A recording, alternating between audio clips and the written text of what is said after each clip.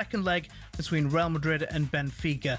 The Argentine wingers have been suspended by UEFA as they investigate allegations of racism in the first leg from Vinicius Jr. and Kylian Mbappe. Here's talkSPORT's Alex Crook. This one-match provisional suspension could well be added to, I understand, depending on the outcome of that investigation. But it means that Gianluca Prestiani won't be lining up for Benfica against Real Madrid when the two meet again this week. Benfica's confirmed they are appealing, but Prestiani's unlikely to be available on Wednesday. Meanwhile, Jose Mourinho has confirmed he won't be speaking before or after the game at the Bernabeu. It will be live on talkSPORT. Manchester United could jump back into the top four this evening as sturdy Everton stand in their way, and David Moyes is keen for the Toffees to push themselves up the table. We're not going to be that team anymore. We're not planning to be a team who's fighting relegation. We're a team who are planning to try and challenge the teams in Europe, and to do that, I said it a few weeks ago, we're going to have to win some big games in the run-in. The match is exclusively live on talkSPORT from 7. Gambling companies not licensed in the UK could be banned from sponsoring football clubs. The government's launching a consultation this spring as they're concerned about the risks unregulated companies pose to customers. England's winter tour of South Africa has been trimmed, with the T20 series now dropped. There'll still be 3 test matches and 3 ODIs. The ECB says it's working to find new dates for the T20s to avoid a clash with South Africa's domestic tournaments. And Ronnie O'Sullivan has signed up to play in this year's World Seniors Snooker Championships. Ronnie, who's now 50, joins a field that includes Mark Williams and Jimmy White. Get more at talksport.com. talkSPORT News. The man who killed 3 people in Nottingham in 2023 carried out an earlier attack after being released by mental health experts, and the BBC says it's sorry after a racial slur shouted at the BAFTA Awards was broadcast. More from the news team at past. talkSPORT weather with QuickFit. Today it's raining tyres in our centres, including top-notch brands like Pirelli. Visit your local centre or quickfit.com and book today. Cloud and rain will continue to move northeastwards through the evening and overnight, turning increasingly murky with hill fog and drizzle.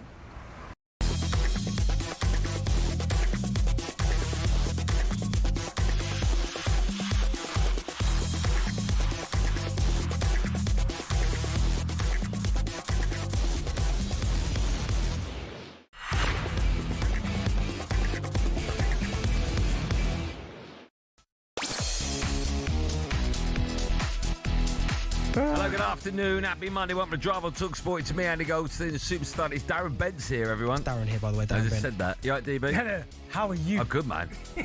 Very well. How are you? Are you jumper? Yeah, I'm good, mate. Oh, Darren wears jumpers now. Oh, all right. Nice jumper. Oh, you all right? Great, man. Anything you want to get off your chest?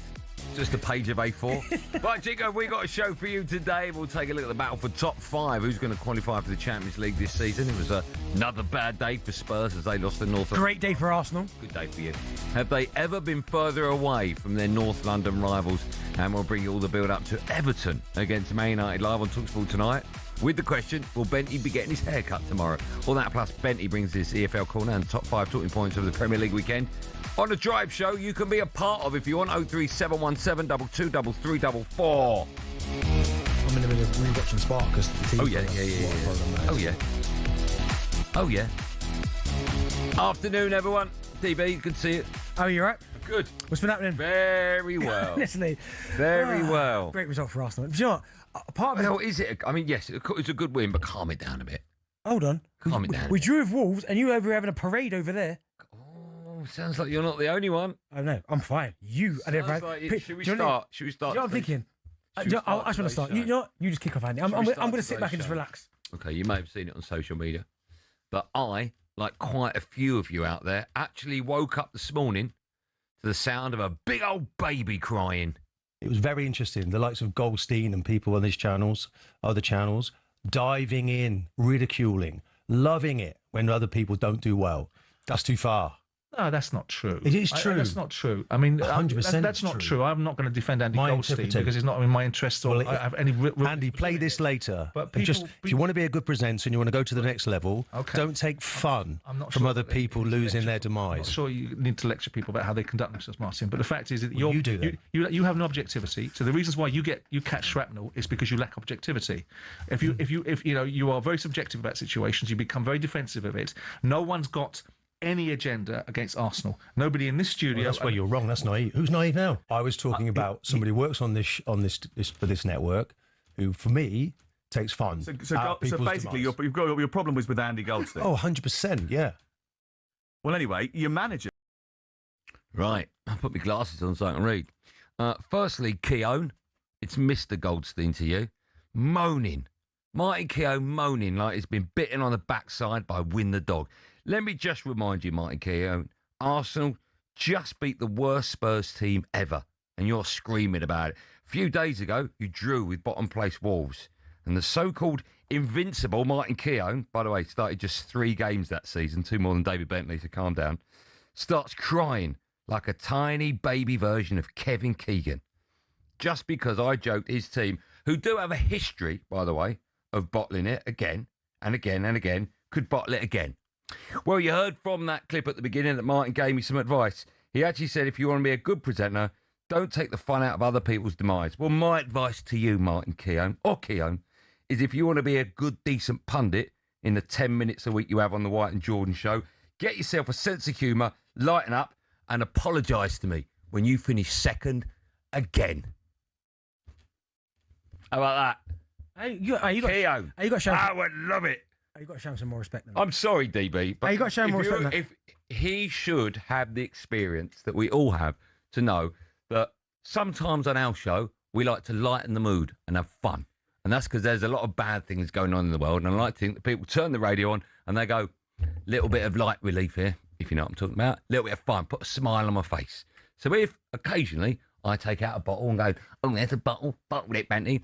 It's just to put a smile on people's faces. Yeah, put a smile on my face. Martin Keown, or Keown, as he is, has just bitten bigger than Kevin Keegan when he came out. I would love it. That's where he is now. Martin, you are in the history books. You're bitten. It's like, you know what? It was almost like I was close to saying we need a bigger studio. Like they said, I need a bigger boat. Because I've never seen anyone like that. But whenever Martin's near the show, can we play the Jaws music? Why is everyone on the station having pops at you? Why is he such why is it? Who else? Awara. Yeah, but that's fun. Everyone's that's all engineered because we see each other at the end of the day and we laugh about it. I can't wait till the next time you see Keown. Hold on. I want an excuse for Martin Keown. Great shout, Jack. Brazil. Yeah, but that's he don't remember what he's doing from one day to the next. Bless him. I want an apology from Martin Keown the next time he's on air. I hope he doesn't. I want that. I deserve it. Coming out here, giving out how dare he take the mickey out of my team. Martin, I take the mickey out of your team. I take the mickey out of my team. I take it out of Liverpool. I take it out of Spurs. I'll take it out of Villa. I'll take it out of Ipswich. Doesn't have to be Premier League. I'll take it out of any team because that's what we do as football fans. We take the mickey out of each other. If you can't take it, you're in the wrong studio. I would love him. You're in the wrong studio, Keown. Hey, has he phoned up yet? I'd love that. He won't because he's. Oh, you got to pay more respect though. Invincible. You got to pay more respect. Invincible. He started 3 games. That's 3. Nah, but still.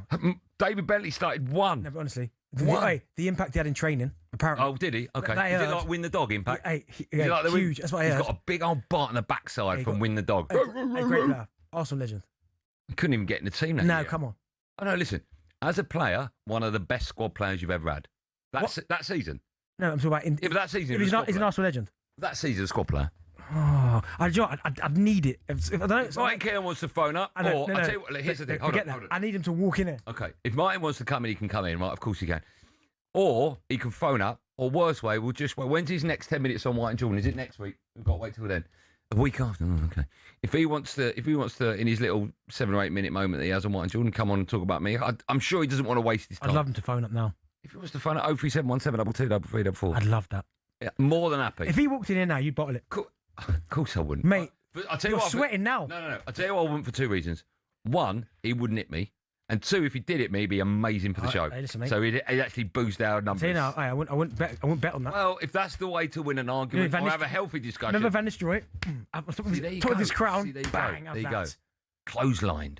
Love that. Rude, I'm doing it for you. And then Ray Parler, in his ribs. You've got to be able to look in the mirror and take the mickey out yourselves. You've got to. But what also, when I saw that clip this morning,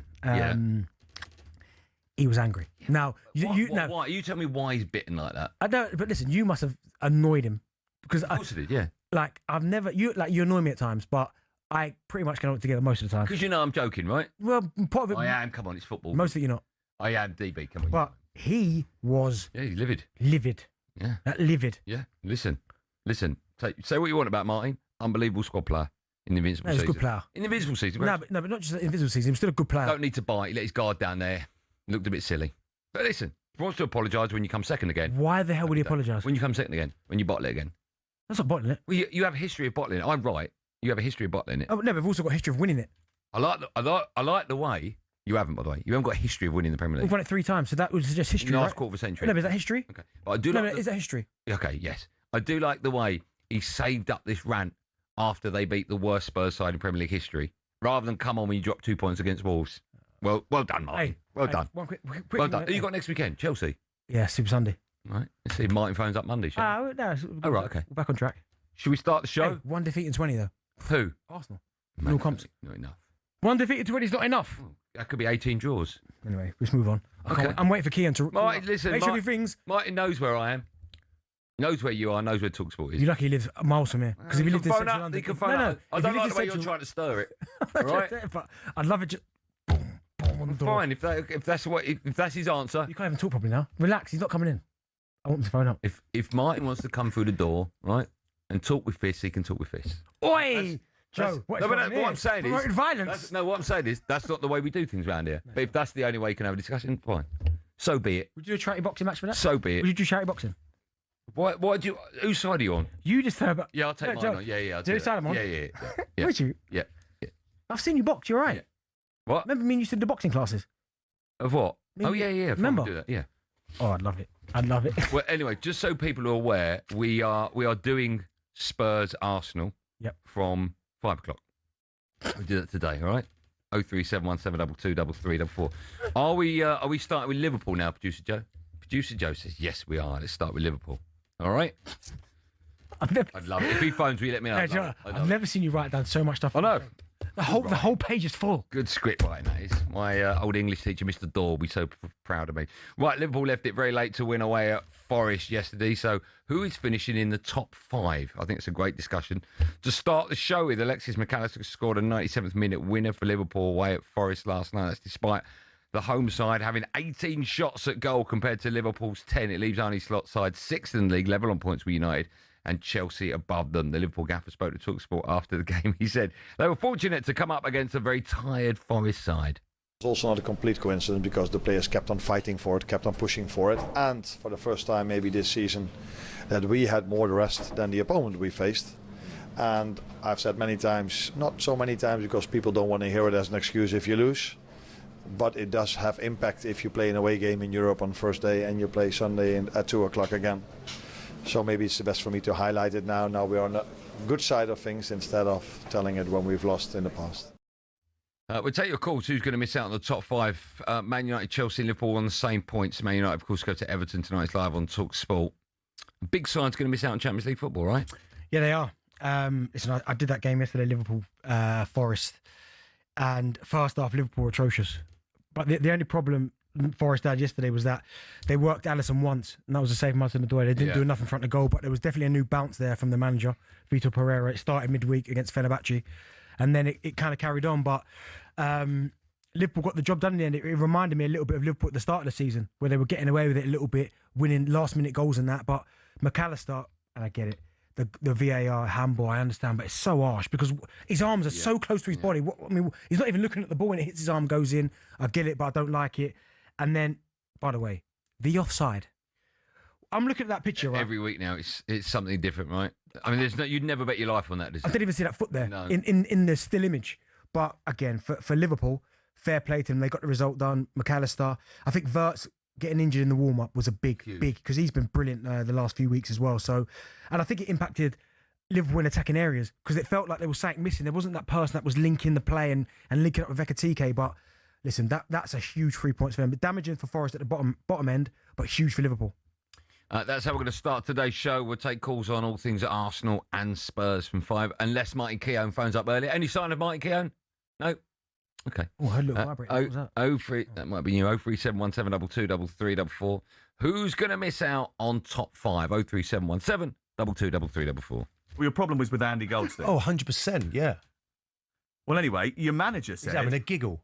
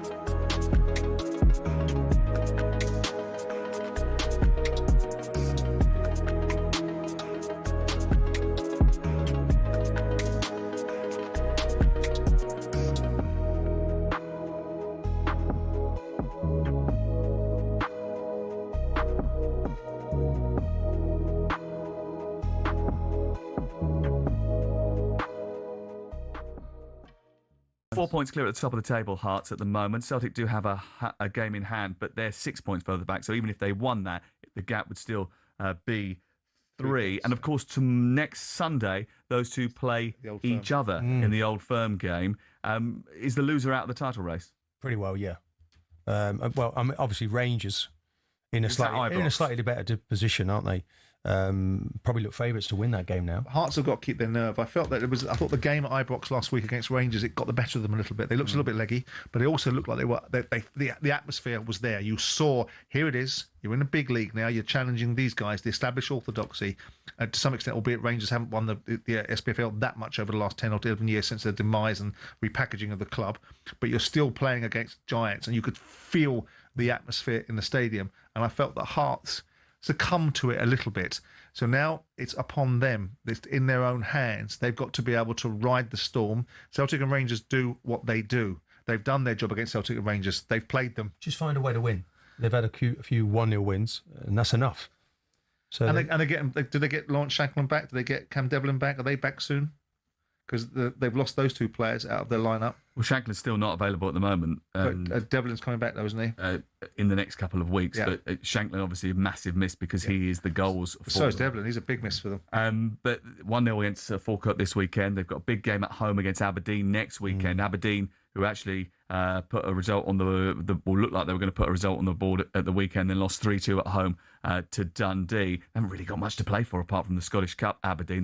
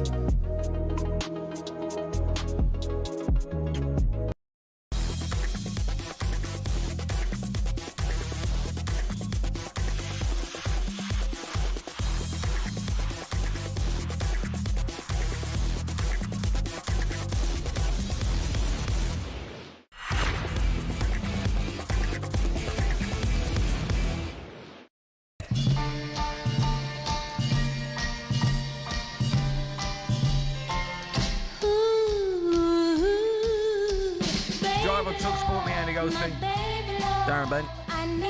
Are you playing this because it's got the word baby in the title? Is that why you're doing it, Jack? Still to come, we'll be discussing Conor Benn walking away from Matchroom. Just quickly, England midfielder Ruben Loftus-Cheek was carried off on a stretcher with a head injury during AC Milan's 1-0 defeat to Parma. We wish him well with that. Real Madrid and Barcelona are both reportedly interested in signing Rodri this summer. I haven't even talked about me going to the rugby at Twickenham. How was it? The weekend. The day was fantastic. The result was awful. The performance was terrible. The day was amazing. The day was amazing. Totally the complete opposite to going to a football match. Hi, Andy. How are you? Lovely to see you. Queuing up for a beer. No, after you. You go first. Really, I mean, this is lovely. Was it, yeah? Integrated fans, having a chat and a laugh. It's not for me, that. No, it's a nice break from people looking at you going, like Martin Keown does. You go football. So what's the difference? Okay, you understand what I'm saying. No, I don't. Why you want? See, now, here's the problem, right? You're my partner. We're like cops. Yeah, you're my partner. But you took a swipe at something. If I had a swipe at Fergie, you'd be coming for me, wouldn't you? Keown's your Fergie, is it? No, it's not my If you had a pop at Phil Jones. You never got me for that. Phil Jones? No, I wouldn't. Martin Keown is Arsenal's Phil Jones. If I had a pop at Bex. Yeah, but Keown's not Bex, mate. No. Do you know what? His list of honours is crazy, by the way. Yeah, well, we can all win stuff in a squad. Let's go to the phone lines. We're taking your calls. Who's going to miss out on top 5? 03717223344. Scott is first up. Hello, Scott. Hi, lads. How we doing? Oh, good, man. How are you today? Yeah, all right, I suppose. Yeah, not too bad. Nicked to draw Saturday against Leeds. So, Things not as exciting as a Villa fan as they were perhaps maybe 8 weeks ago. Well, this is what I was having a chat with my mate the other day, this morning actually, regarding it. There, whereas I know you alluded to a few last-minute winners and stuff for Liverpool because you're just saying about who's going to miss out on the top 5. If we're not careful, you didn't mention us in it. I think we've got to be careful because when we were scoring a lot of goals outside the box, you know, Rodgers, I think Arsenal, Man United a couple, Leeds away, Tottenham away, we scored the most, I think, outside the box. XG was crazy. Yeah, it was mad. So, and also, look, no excuses. Emery don't come out with excuses either with it, even though he probably want to. I mean, Fields in ripped to shreds. Kamara out till Christmas. He knits us together. You know, our centre-halves don't look the same, I don't think, without his cover. And it looks like we're just plateauing a bit, and we've just got to be really careful. We've got the Dogheads on Friday night away, which they've got nothing to lose now. They're down. And then Chelsea, I believe. So, Scott, let me ask you a question. What's going on with Watkins? I think he's in too much of a comfort zone. Not as much as he's done for us, and I think he's a little bit underrated. Ultimately, you have to Gabby and the school, Prem top goal scorer for us, but it just seems as well, and with him, I don't know, it just seems like he's not as interested or got that bit between his teeth. I don't know. I still think he's probably got the ump from when Rashford got brought in last year and he played in them PSG games, to be honest, ahead of him. And you've had, Rashford on loan, who, him and Asensio were great, but I don't think that sat too well, to be honest. But I don't know. There could be some other things, but he's been there a long while now, and things do come to an end. It just doesn't seem like he's got that fire in the belly at the minute, really. It's good to see Tammy score as well Saturday. Yeah, off his knee. Love that. Well, that's the type of finishes you want as a striker. Yeah. Any way you can get it in that net. I agree. Get it in there. What a great call that was. Thanks, Scott. Let's go to Jason, a Man United fan. Hi, Jace. Hi, mate. You all right? I'm good. Very well. Right, how are you? I didn't watch it right. Basically, I actually tried to put a bet on this yesterday, but they won't have it. I see it, top 5, City, Arsenal, Liverpool, Villa, and probably United or Chelsea. I'll go for United because I'm a United fan. That said, I'd be over the moon with that, Andy, because look at us last year. Where have you put Chelsea in that list? They're not in it. Oh, you didn't put Chelsea in that list? Not really. I can't decide between United and Chelsea, to be honest, at a 5th. But, 15th last year were probably the best performing side in the Premiership, judging on last year. Do you know what I mean? Yeah, well, I think we're the only unbeaten side this calendar year. Yeah, and you look at Tottenham, they're still down there. Yeah. At least we're up there. Top 7, to be dead honest. I'm not going to, top 7, I'd be over the moon, mate. I think we'll get 3rd this year. Maybe. I think with this, I'm pretty much edging my bets because I live in a place that's got Liverpool fans here as well. Where's that, Liverpool? I've got Liverpool fans in here as well, and it's a bit, one or two of us losing our tempers with each other at the minute. What would you do with the management situation then, Jason? I'll be dead honest, Andy. When I seen the last game against West Ham, I sort of started seeing hammering tactics again with the defence of walking it up to the halfway line, stopping, passing sideways and backwards, and it's like, oh, not this again. I thought Carrick had got that out of them. But I'm really interested in tonight to see how we play because it was a bit worrying, the West Ham game. Do you know, it's crazy that you're worried about that after the performances against City and Arsenal. But again, do you know what it is? I think not all Man United fans, but I think some Man United fans, they want you to win the games, but they don't want you to win the games in a manner which Carrick might stay. Does that make sense? Whereas I think a lot of Man United fans are like, no, we need a proven winner, which I can understand. But so they're like, we want to win games, but maybe not play like this free-flowing attacking football. So then the ball, otherwise the ball go, oh, we'll keep him. Yeah. I think some would like to keep some to stay. Well, if he goes unbeaten towards the end of the season, you can't sack him. It's factually. If he draws the next unbeaten. So if he draws the next 10. I see what you mean. Well, no, of course. If the record for wins is higher than draws by a considerable amount, you have to keep him. Yeah. But it's too early to make that call. Like if we draw 1-1 tonight, you might start going, oh, John Marston's not good. If United win 3-0 away, it's like, oh, okay. Oh, David Moyes. And you can't have a haircut. Do you want I've got a list here. Yeah, okay. Mike Keane honours. Okay, yeah. 3. Did it say bracket squad player? No, it's 3 Prem. I'm not doubting you. I've never doubted his honours. I know, but I'm reading them out. I've just doubted his punditry. 3. Like saying that 6 is better than 9. It's weird that. 3 Prems, 3 FA Cups. Yeah, brilliant. Well done. A Cup Winners' Cup. Yeah, well done. Nice. I'm not doubting that. I'm not doubting that. Just saying, don't bite, Martin. That's what I'm saying. Don't bite. You're better than that. It's almost like a backhanded compliment. Just quite funny. You're better than that. You've got that skill set to make people go crazy. Thank you. Do you know what I mean? You have Arsenal fans out there going absolutely ballistic. Yeah, but it's Arsenal this week. It'll be Chelsea next week. It'll be Liverpool. That's football, right? We all get riled up when our team lose, and we're happy when that's what we do. Yeah. I've done it to my team. I've called for the manager to be sacked many a time. Right? That's what we do. That's why we love football. So we don't get that at Twickenham. Still to come, we'll be looking back on Ipswich. There you go, battered by Wrexham in Bentley's EFL corner. There you go. See another team. Listen to me. What? It's not in there. Could you please read out the stories that are in there? There you go. What does that say? Press the button, Jack. Joe, why'd you put that in there? Joe. First, it's time for no Googling. So Ipswich getting battered a bit later. What about Al Jack? Wilsh. Oh, I know, with Luton fans being pulled back by him. What's that about? See? Small person syndrome. We want to know who holds the record for the most North London derby appearances. Oh, you won't get that. I didn't even use the word Premier League there. That might be a clue. The answer to that and loads more. Any sign of Martin Keown? Has he phoned up yet? No, it's a surprise. More from me and Benny right after this. Live and Drive on talkSPORT.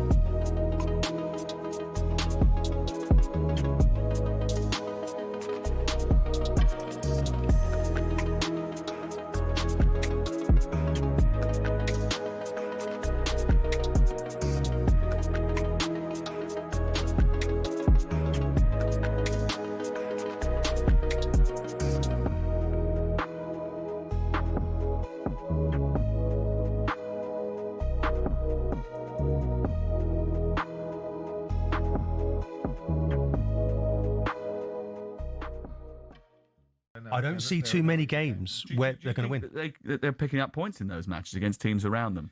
Yeah, well, they're going to have to. Well, I think the yardstick for the new manager, what you're seeing now is what Tottenham Hotspur really is. By the way, it's the real ownership. This is the real ownership. This is what Levy's been blamed for, and what Levy's taken the rap for, and what Levy's taken the consequence for. Is the real ownership of Tottenham Hotspur and the Lewis family.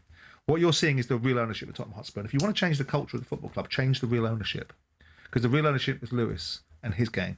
If you wanted to be successful in this league, and one of the comparisons that was probably a poor comparison with the Wenger situation, Wenger was never in a relegation battle, so he never had to worry about the reality of the fact he was prepared to acquiesce to the demands of the ownership that built a new stadium. Spurs are in a relegation battle, and the fact they bought nobody in January tells you where their ambition is. They bought, because that is a clear indication they needed some support. They needed a change of personnel in the dressing room, and they bought nobody. That tells you what the ownership model is and what it isn't. But when you look again at to answer your question about where Spurs get relegated, if they lose to Fulham and Palace, they are in real mortal danger. Okay, well, look, it's going to be a massive couple of weeks in terms of Tottenham Hotspur and for West Ham United as well, whose next 5 fixtures include games against Manchester City, Aston Villa and Liverpool. And the one benefit, I suppose, that they have got, Tottenham, is that West Ham have only got 25 points and they've got 29. Nottingham Forest losing yesterday as well, despite the fact that it was quite a controversial last-minute winner for Liverpool. Certainly did Tottenham a bit of a favour.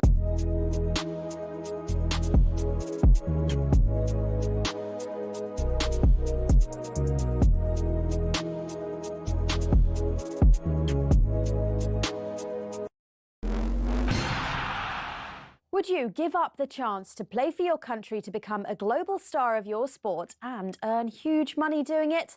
Well, that is the choice now facing rugby players because of the proposed new R360 League. Led by 2003 Rugby World Cup winner Mike Tindall and backed by major investors, R360 wants to radically change rugby union. Its goal, replace traditional clubs with franchises, inject serious cash and add a bit of razzmatazz. In their words, it's about making rugby more watchable, accessible and entertaining. Rugby union is under real pressure right now. Domestically, many top-tier clubs are financially unstable. R360 claims removing clubs' biggest costs, i.e. star players' salaries, would make the sport more sustainable. Their solution is a franchise-based league featuring top players with tournaments hosted in a number of global cities. Each city would stage a short 3-month season with concerts and fan engagement events designed to attract new audiences. While no players are officially confirmed, reports suggest around 200 have signed pre-contracts, which are worth up to 750 grand. But rugby's authorities have drawn a hard line. A number of national unions say any player who joins R360 will be banned from Test rugby. Some may be against R360, but we know others are being swayed by the cash. Will everything work itself out? Or after the European Super League and Live Golf, have we got sport's next big scandal on our hands?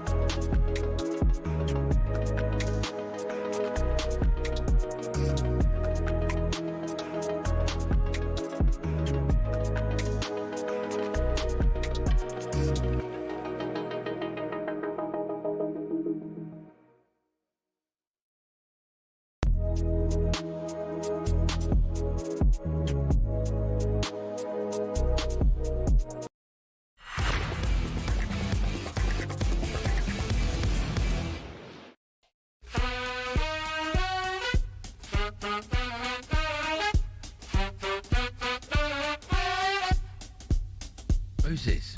Sure. I don't quite remember this, but this is what someone's written on there. I don't remember it, and if it did happen, you deserve it. They put Goldstein. Hold on. So you might be reading out false information. No, but it's not like bad, kind of. You deserve it. It's quite bad. Goldstein looks scared. I'm glad it's payback for hanging up on that phone on that young lad, that young kid last year. Go on, Keown. That was Jack. Did I tell you? I saw yeah, that. I forgot. kid. You know what? Sorry. Where was that? No, Jack, that wasn't you. Where was that? That was you. No, I saw that. I met that kid. Was I with you? No. I was somewhere. Maybe I was at a football match. Or and he put it on was I at the darts? And the dad and the son come up to me, and he said, I think it was at the darts, and he said, "This is my boy. You put the phone down on." And I looked at him and went, "Good." And then he laughed. I went, "It weren't me. It was Jack. Jack put the phone down. There's nothing I can do about it. I don't work the buttons." I was Jack. You're disgraced. And you got a whole handful of buttons there in front of you. Yeah, these buttons mean I'll press them down. Don't mean anything. Funny. Before the break, I asked the question: who holds the record for the most North London derby appearances? Give me the position. centre half. Yeah. Yeah. I'll give you a clue. He presented X Factor. But ain't Dermot, is it? Ain't who?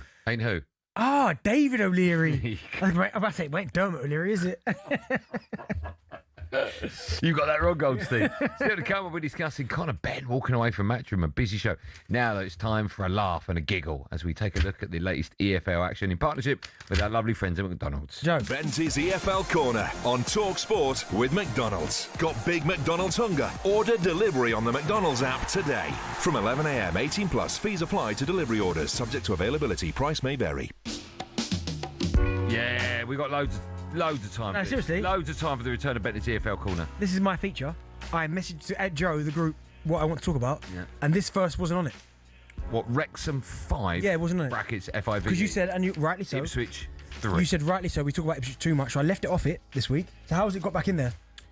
Well, I'll read what's written in front of me. We have to start with Ipswich. Is that you? Despite Benty not putting them in the list of games he wanted to discuss.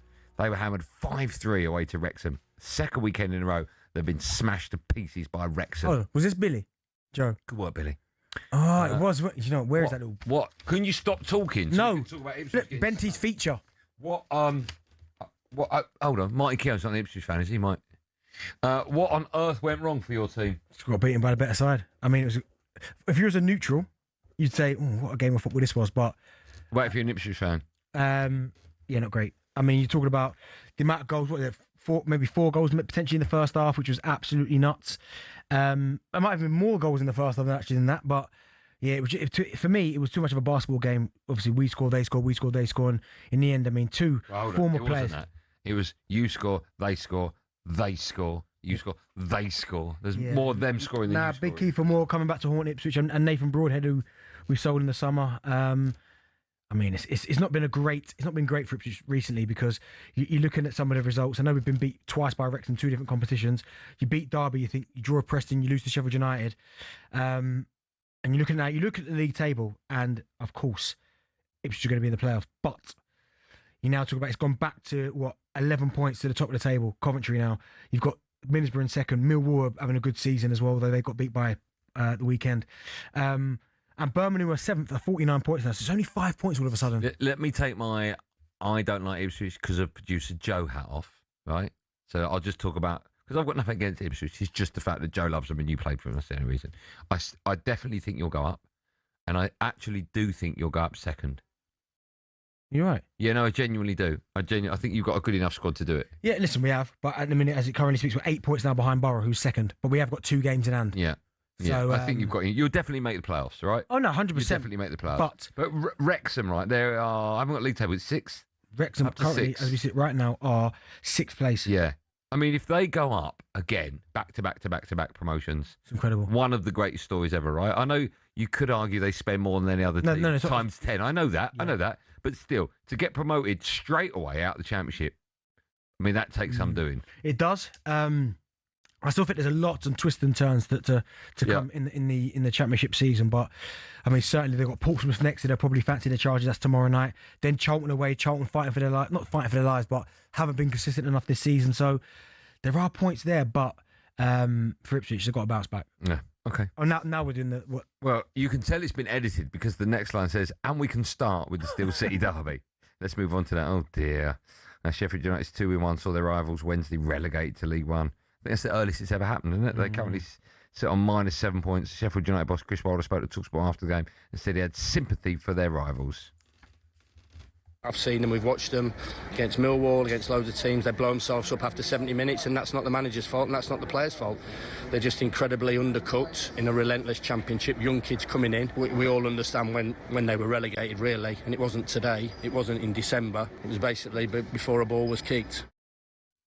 Listen, Chris Wilder, right to say that everyone knew Wednesday were down a long time ago, but it's going to hurt that Sheffield United were the ones to do it, right? Yeah, it's disgusting in the manner in which because of the owner and the financial situation. It's disgusting. Yeah. That part of it, yeah, that is. Well, that's obviously ultimately why they've got the 18-point deduction. But it's poor from Sheffield Wednesday. It's such a big club. Certainly, me growing up, Sheffield Wednesday for me was a huge football club. And to see them now going down is sad to see. And as Chris Wilder said there, the derby had to be the derby that set them down. But unfortunately, I was going to say it's football, but it's not, because it's basically one man's greed and has turned that club to nothing, disgrace. But what did you make of Calvin Phillips? Oh my! Have you seen it? I have. It was disgusting. So late, and it just stamped on his foot. It was vile. I'd love to have a conversation with Calvin, because was it 2021, the Euros?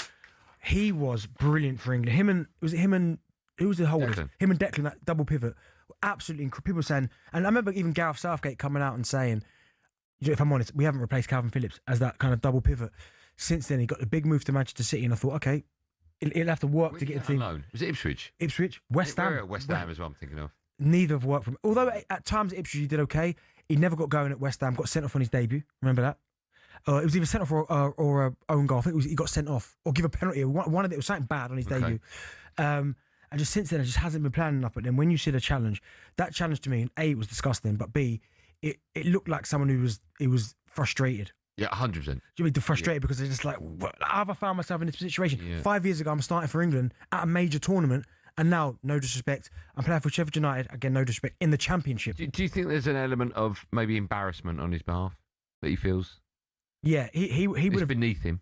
Not so much beneath him, but he would have probably looked... I won't say it's beneath him, but he might feel that. You've highlighted the fact he's playing for England. Yeah. First choice in the 11. Yeah, I don't think he would say it's beneath him, but he would be having a conversation with himself and people closest to him thinking, what's happened here? Well, how have we gone from starting the Euros for England? I even remember, not his debut, but the first game in that tournament, the assist to Sterling, who scored. Lovely little reverse pass. It went from, how has he gone from that to where he's been at Man City, which should be like the dream move. Pep's going to make you better. Pep criticises him in terms of the professionalism. He goes to West Ham, that doesn't work. Goes to Ipswich, that doesn't work. Now he's at Sheffield United. All in the space of 5 years.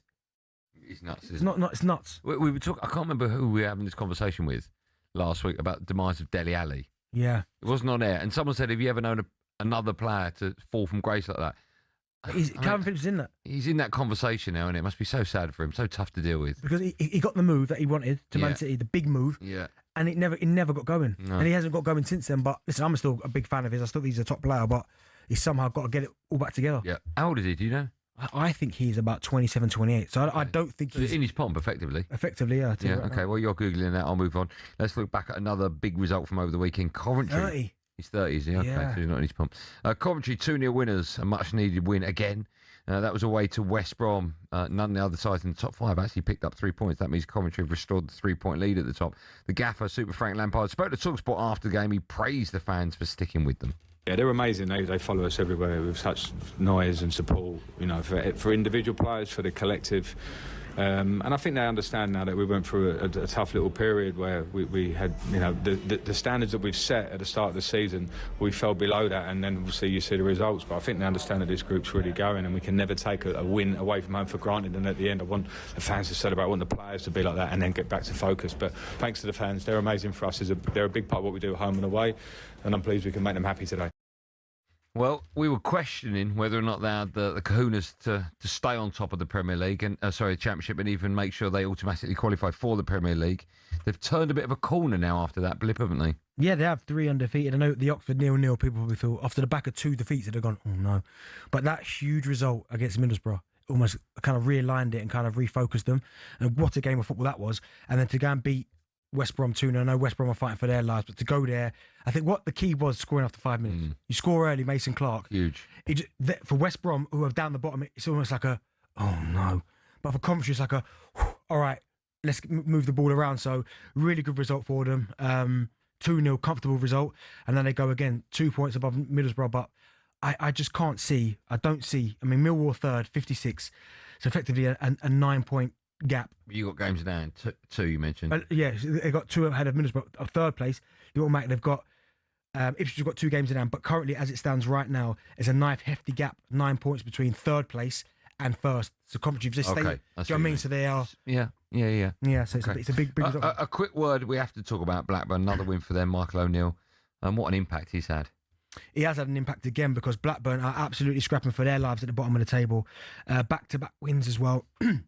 For them, I mean, it weren't the best game in the world. I had it on the house, Lancashire derby, but yeah, it's huge for them. But I like Michael O'Neill as well. I mean, it's credit to him doing 2 jobs at once because that's hard. That's really hard. So for him to do that and try and get Blackburn, again, it wasn't a job that was like middle of the road, middle of the Championship, where you're not going to go down, you're not going to get in the playoffs, so you just kind of coast. He's got to try and save Blackburn. Yeah. So, but listen, what an impact he's had in there. Yeah, good result. Okay, and finally, you touched on it earlier, Jack Wilshere's Luton drawing 1-1 with Burton had to be pulled away or dragged away from the stands by his own players after clashing with fans. What do you make of that? Yeah, I mean, I've read a few bits in regards to Luton. You spoke to Jack? I've messaged him this morning, but he ain't come back to me, so rude. But yeah, obviously, back-to-back defeats and then that draw. I mean, Luton currently as it stands, they're not 10th, right? They're 10th, but they're not. What's the gap between them and the playoffs? Yeah, it is 6 points.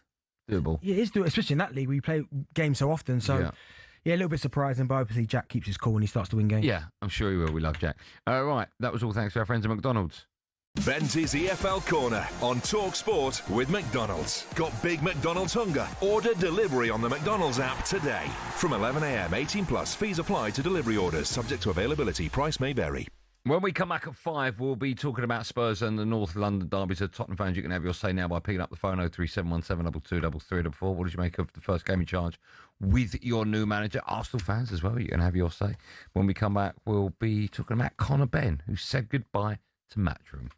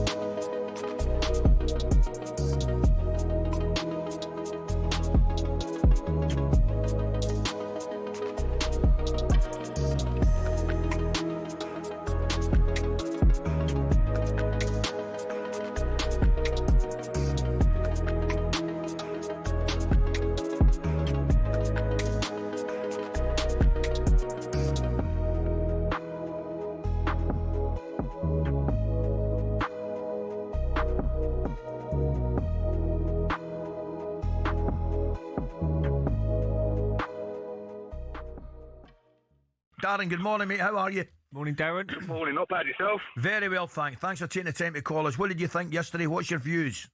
Well, at the end of the day, it's a bit of karma for Tottenham, isn't it? Going off for the back of what they did last season, the fans-wise, the mentality. Oh yeah, we'd rather lose a game so Arsenal don't win the league. So looks like they'll be in a relegation battle now, and it's come back to haunt them. You must be pleased with a lot of the performances yesterday. Gyökeres, it's still a little bit of a doubt in people's minds because obviously they've spent a lot of money and he's had in different games at times, but he was brilliant yesterday. Best performance with an Arsenal shirt on, definitely. At the end of the day, he holds up the play well. You know what I mean? He brings other players into action and all that. And Arsenal lately, well, they're a team scoring team. You know what I mean? End of the day, it's not an individual.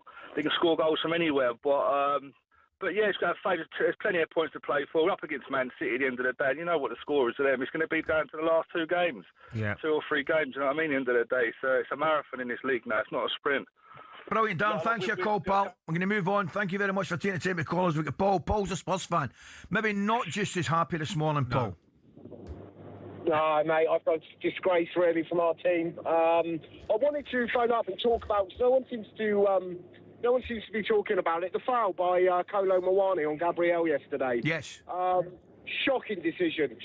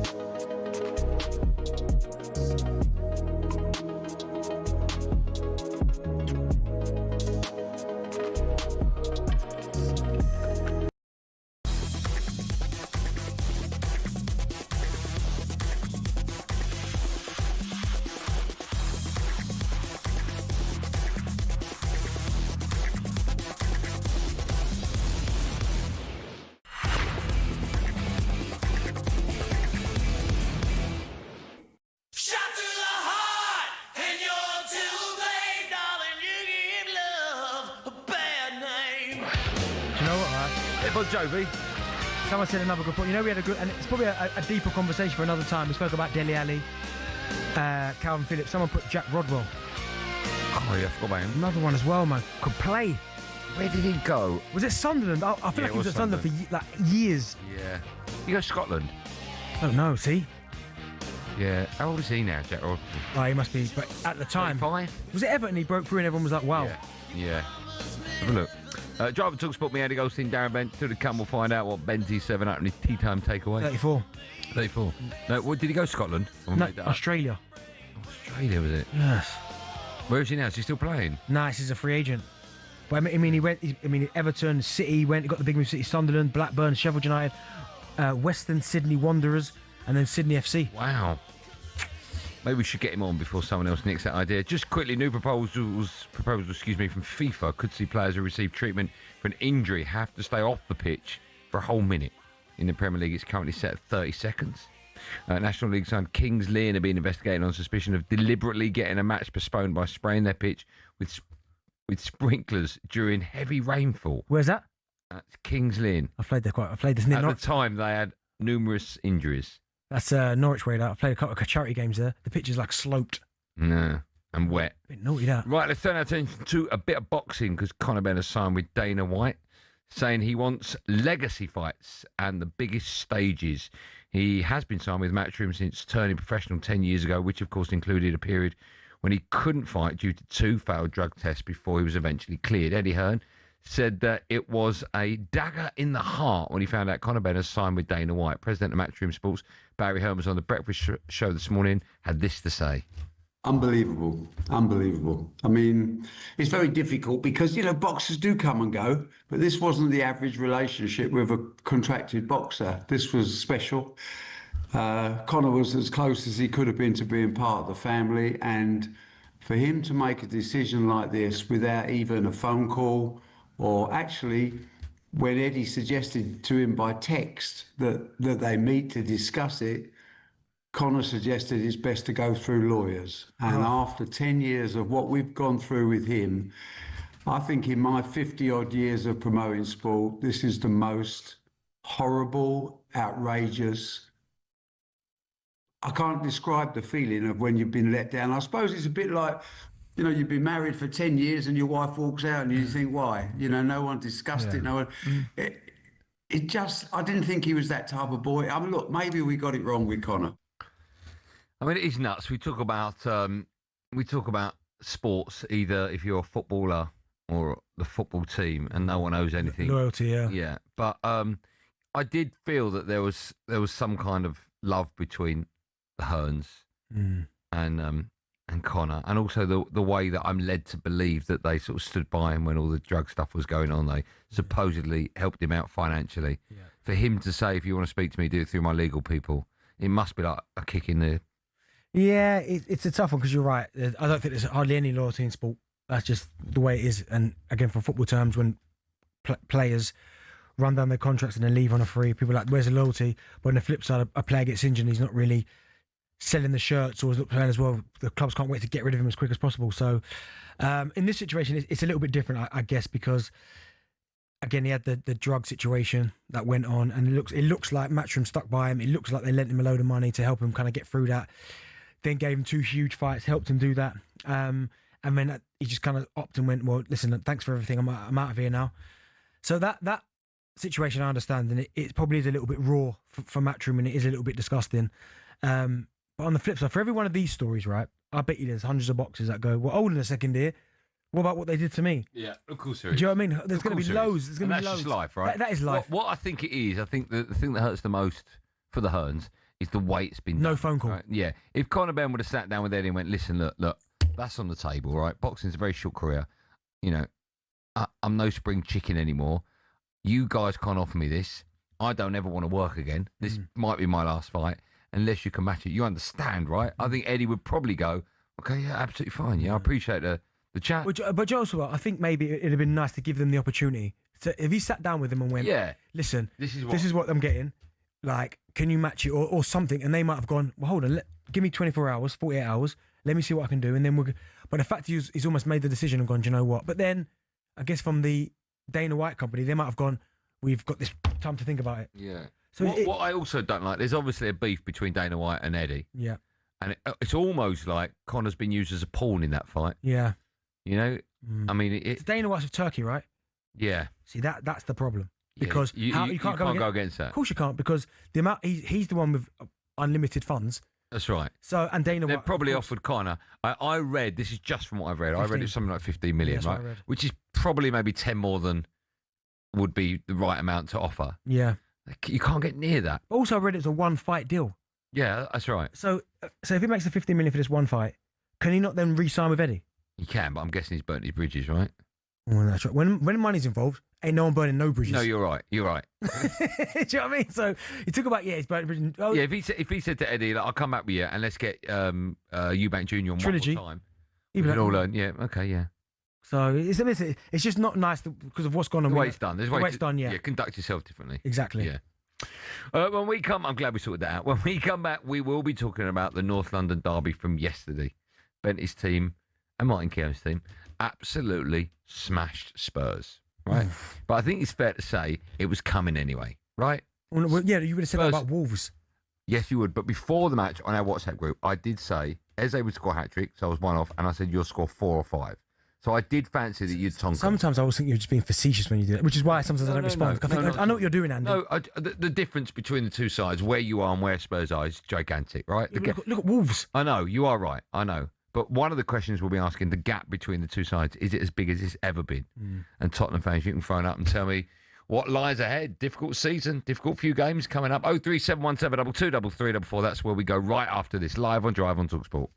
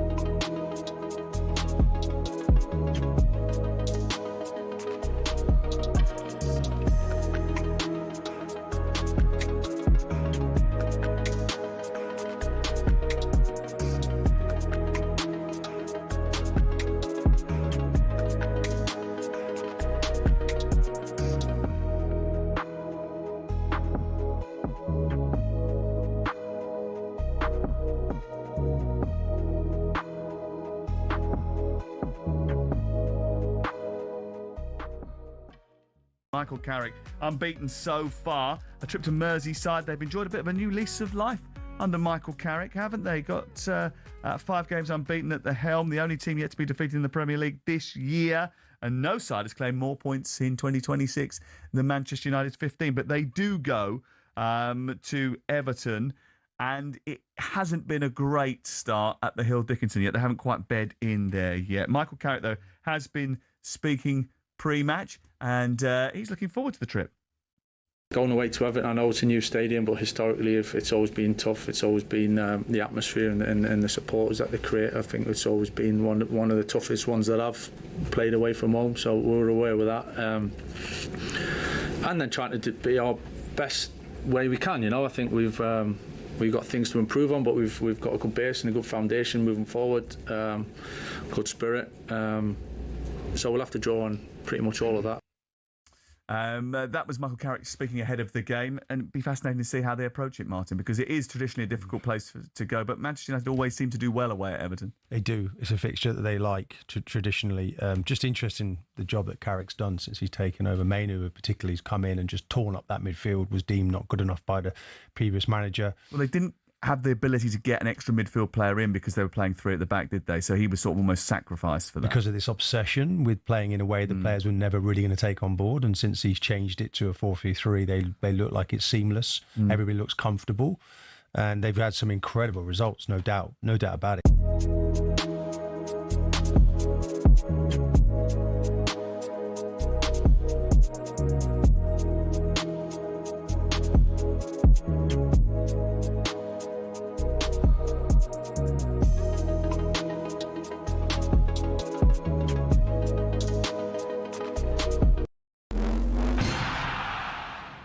Shin. Shin pads are a footballer's best friend, even if players like Jack Grealish do wear such small ones you can barely even see them. But what's the story with shin pads, and are there any rules on how big they should be? It all started with cricket, actually. Cricketers had been wearing shin pads since the 1700s. They'd been introduced not for leg protection, but instead to give batters a strategic advantage. The idea was that batters could put their leg pads in front of the wicket if they missed the ball, preventing them from being bowled out. Obviously, that all changed when the LBW rule came in, but that was the theory behind them. It was thanks to this guy that shin protection made its way over to football. Meet Samuel Widdowson. He was a cricketer and a footballer. He played for Nottingham Forest back in the late 1800s, and he wanted a way to protect his legs from nasty tackles. Apparently, he'd broken his leg in a match against Sheffield United in 1874 and wanted to stop it from happening again. Naturally, his mind drifted to his other favourite sport, where players had been wearing these pads. Story goes, Widdowson cut up his cricket pads, sewed them into his socks and popped them on before taking to the footy pitch. Ta-da! Shin pads. Like all great genius inventors, everyone took the mickey at first. To be fair, he probably looked quite stupid running around with these on. But it's thought his whole Nottingham Forest team then began wearing them from 1887, and the first known use of them in a match was in 1894, in a match between Newcastle and the then Woolwich Arsenal. Eventually, FIFA clocked on that this protection was pretty important for footballers. Multiple studies have shown wearing shin pads clearly reduces the risk of players getting lower leg injuries. And so in 1990, basically 100 years after Widdowson first put them on, shin pads were made compulsory. It became a part of Law 4 of IFAB. That's the body responsible for setting the laws of the game internationally. But the law doesn't actually specify anything about measurements of shin pads. It just says pads must be made of a suitable material and be of an appropriate size to provide reasonable protection. It's really vague, and players can get away with a lot.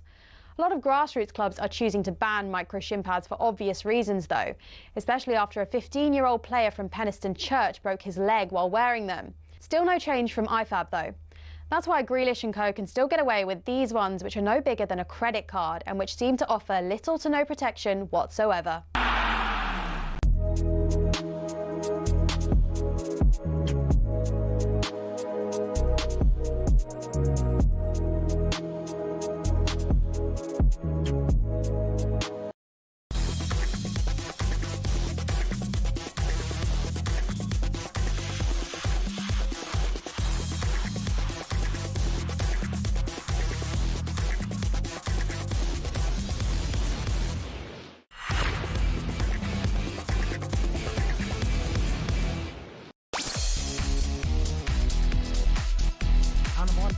Well, hour number one done.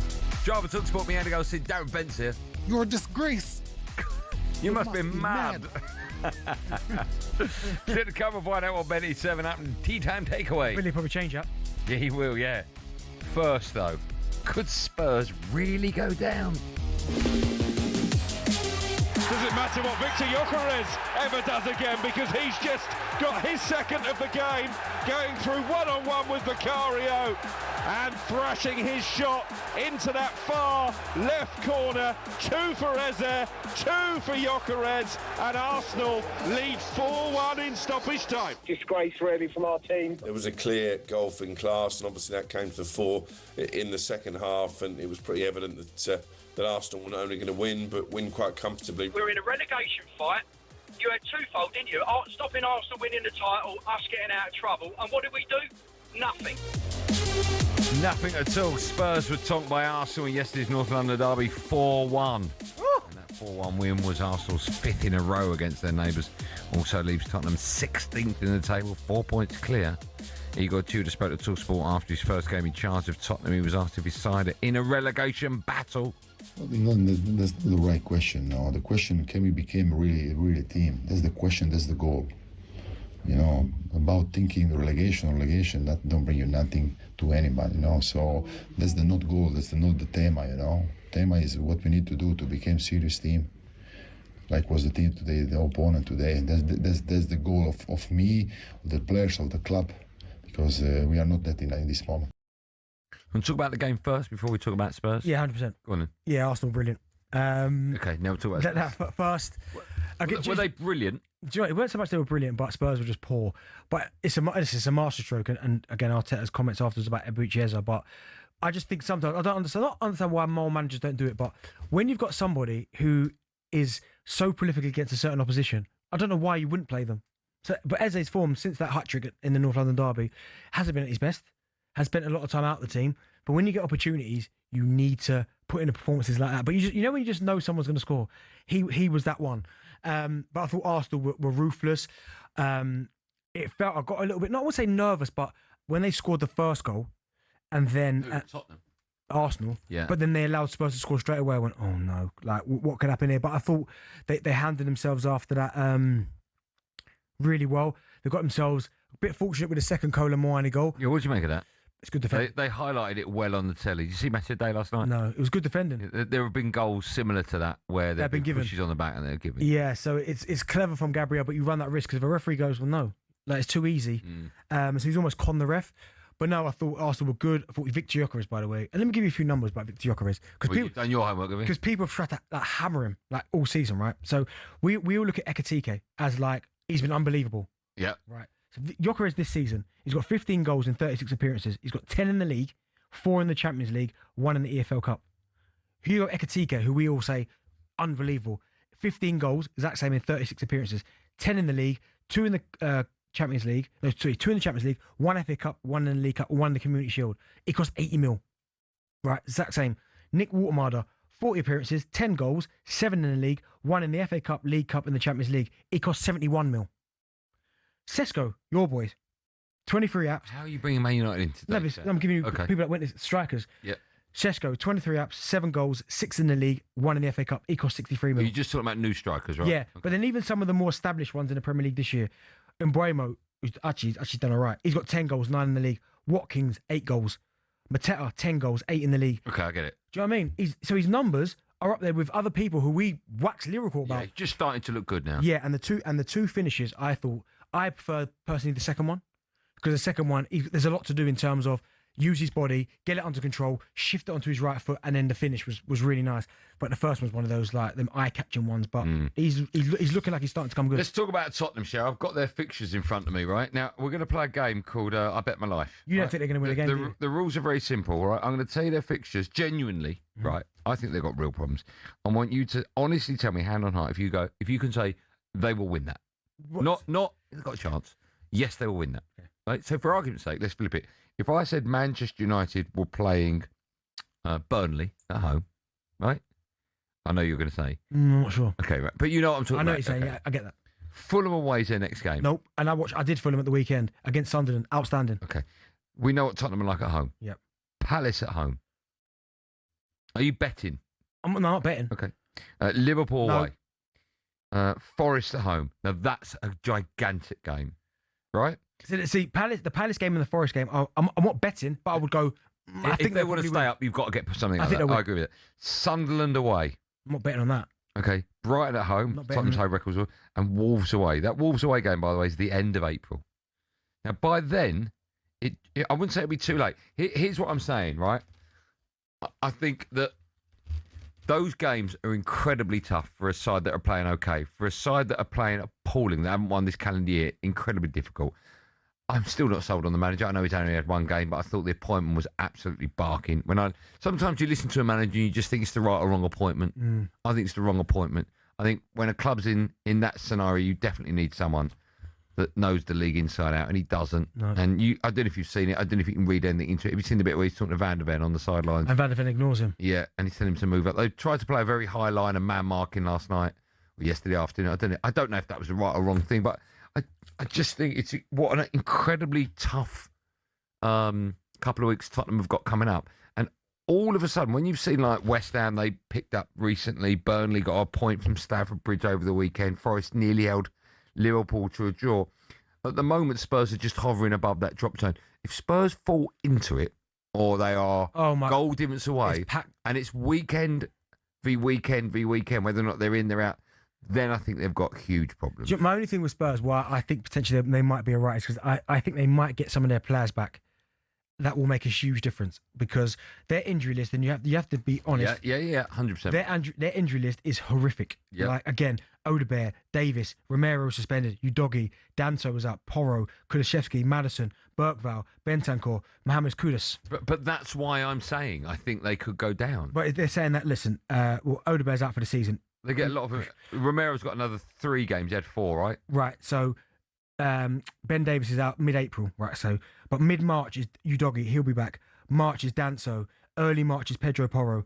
March is Kulusevski. These aren't players that you're saying Declan Rice is coming back. And no, but they're going to make them stronger. It will make them stronger. But I just wonder if the mindset by then would just be too much for them. If it wasn't Tottenham, if we were talking about, I don't want to say Ipswich because they're your side, but if it was another team that didn't have the badge of Tottenham, and we'll be looking at this team saying, could they? Everyone else will be going, they can't. It's only because it's Tottenham and you don't think Spurs can be in the Championship next season where you sort of go, they won't go down. You know, you're probably right about that because you're probably right because it's one of them where I'm looking at it the same way. I'm thinking in my brain, Tottenham can't be in the Championship. Even though no team is too good to go down, I'm still thinking, I can't compute. I've seen Wolves in the Championship. I've seen West Ham, Burnley, Forest. I've never seen Spurs in the Championship. That'd be the biggest side. So in my head, I'm going, that can't happen, that. And I still think they've got players that will come back and that will get them Might out. be too late, though. No, I don't think it will be. Because remember, you're banking on players, the teams that are below them winning games. Yeah, but when those players come back fit, they might have won them. That's the difference. Yeah, maybe, but... Do you think it was the right or wrong call to get this manager in, Igor Tudor? Well, I don't know where else they could have got. I mean, I think, you're probably right. I'm unsure, but when I look at Wolves getting... Not Wolves, Forest getting Vitor Pereira, straight away I went, yes. Because 100%. His initial bump when he went to Wolves is what saved them. And he knows he's been in the league before. So that one there would have gone, yes. But West Ham look like they've turned a corner, or they're turning a corner. Yeah. Right? Yeah, they're playing some good stuff. But for Tottenham... Tottenham away at Fulham, West Ham are away at Anfield the weekend, right? Let's be honest though, we look at this team, Vicario, Dragosan, Paulinho, Van der Ven, Gray, Basuma, Sarr, Spence, Simmons, Gallagher, Kola Muani. That team should be better. I mean, listen, I do think players in this team are massively overrated. I think Van der Ven for one. Like, I mean, Spurs fans telling me that he's as good as Gabriel Saliba. Absolutely not. He's just fast. Do you know what I mean? Like, honestly, the amount of arguments I've had about pairings, Romero and Van der Ven against Gabriel Saliba. Why do you think he's overrated? He's always out of position, which is why he's always having to sprint a gut, bust a gut to get back. Yeah, that's true. That's a good point. That's why he's pulling his hamstring every two games. But listen, I think in front of goal and scoring, and that's another thing they say to me. You look at the goals he scores. He's not a striker. He's a defender. Defend. Do you think Spurs will go down? No. Why?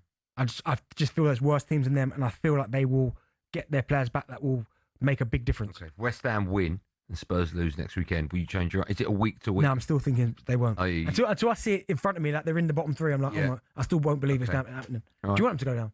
No, of course I don't. Oh, yeah, I forgot. Spurs fan, isn't he? No, do you want them to go down?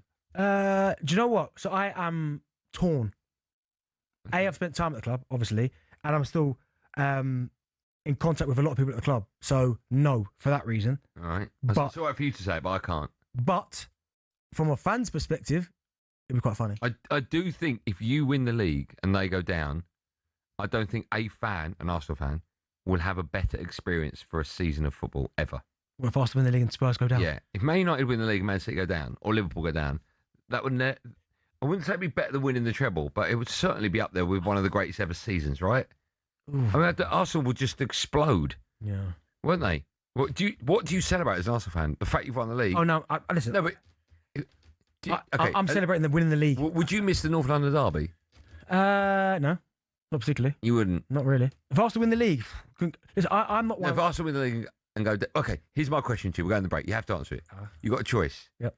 Arsenal win the league, Spurs stay up, or Arsenal win the league and Spurs go down. I don't really. What one do you want?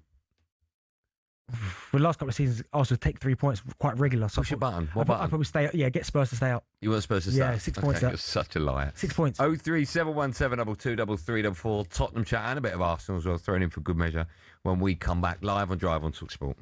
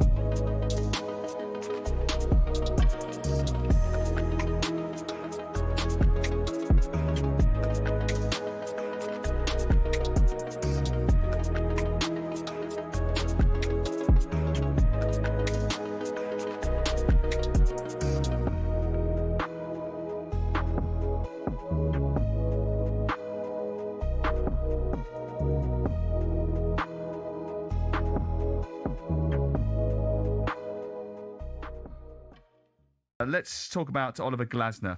Yesterday, the Palace fans who are putting up with a bit of a poor run of form, just 2 wins in 16. Their patience seems to be wearing thin. Sacked in the morning, chance came when I was in Mostar with them on Thursday night. They were not happy with Oliver Glasner yesterday. They held up a banner claiming that he is finished at the weekend. This is what he said during the week. He said, they can say and sing whatever they want. I know what I am doing. I would say the most important thing is stay humble. I think it's the same for the fans. Stay humble. Never forget where you're coming from. I think a few who are so critical in this situation are not humble anymore. Forget where you are coming from, and usually in life you are punished for this. I mean, has a manager ever been as blatant about wanting to get sacked and leave the club with a payoff as Oliver Glasner? And if you were the... Is that what you think he's doing? Yeah. If you... Yeah. Do you not? No, I think... Just being honest. I think he's got a view. I think he's made his decision that he wanted to leave. There's lots of reasons why he wants to leave, and some of them are justified. The manner in which he's done it, I think, is poor. The manner in which he's communicated is poor. And now what he's doing is pushing back because it's coincided with the perfect storm of A, saying he wanted to leave, and B, the team's form dropping off a cliff. And the Palace fans, like all football fans, have very short memories. And so they're now, here and now. Doesn't matter what happened a year ago. It doesn't matter. Do you not think the fans have been disrespected? What, because he wants to leave? Well, because of the fact that he threw Parish under the bus just before a game.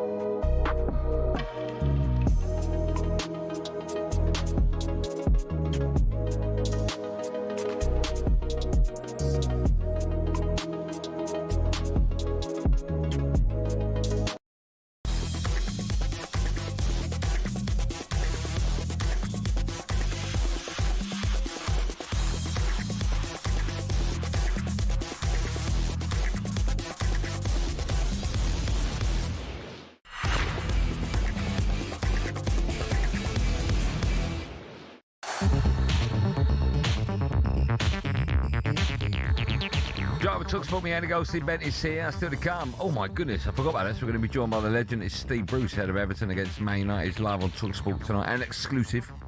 Steve will be on co-comms duty. Just quickly, Raheem Sterling came off the bench to make his final debut over the weekend. Real Madrid and Barcelona reportedly both interested in signing Rodri this summer. And Arsenal boss Mikel Arteta spoke to talkSPORT after yesterday's North London derby. He said they learned from the pain of the Wolves result. You can have a look and understand, okay, what is this going to define our season? Or this is an opportunity now to turn it around and say, okay, we're going to learn. We don't want to feel this way anymore. And we're going to make another step as a team. That was, of course, Mikel Arteta. His side doing very well. Tottenham, however, doing very badly. Mark's a Spurs fan. Hello, Mark. Hello, guys. How you doing? I'm good. How are you today? Oh, mate, stressed, thinking about relegation. Yeah, is it a real possibility in your mind? Yeah, I mean, I'd agree with everything you said, Andy. If it wasn't for the name on the badge, everybody would be acknowledging what grave danger we're in. We've won 0 games in 2026. We've won 2 games since October. And the real concern for me is even in our darkest days in the 90s, more recently when Darren was playing, you know, we've had Klinsmann, Sheringham, Defoe, Berbatov, Keane, and then more recently Kane and Son and Maverick to dig us out of a hole. We haven't got any goals in the team. Callum Martin's got 1 goal. Simmons has got 1 goal. Tell's got 3 goals. Odebear, before he got injured, 0. Solanke comes back, plays 90 minutes twice, and he's out with a sore throat yesterday. Add to that at the back, Archie Gray, defensive midfielder, playing right wing back. Jed Spence, a defensive right back, playing left wing back. Paulinia playing centre back. It's just, we can't score a goal if it's not from a set piece. Really, really concerned. Yeah, it's a tough spot for you guys to be in. I mean, you're probably right in terms of the badge, because again, I just can't see it happening. I think they've got players there that, I know they've got a lot of injury, I understand that, but they've got players coming back that I think will make a difference. But if that was Middlesbrough, right? Yeah. If Middlesbrough come up and that was their form, yeah, you'd be sitting there. Yeah, probably, yeah. But they could go down. I'm probably looking more size of the club. Yeah, but don't. You got to look at the size of the results and lack. I mean, someone's put here Spurs away next away game. No, sorry, Spurs away next year is going to be a great day for us Lincoln City fans.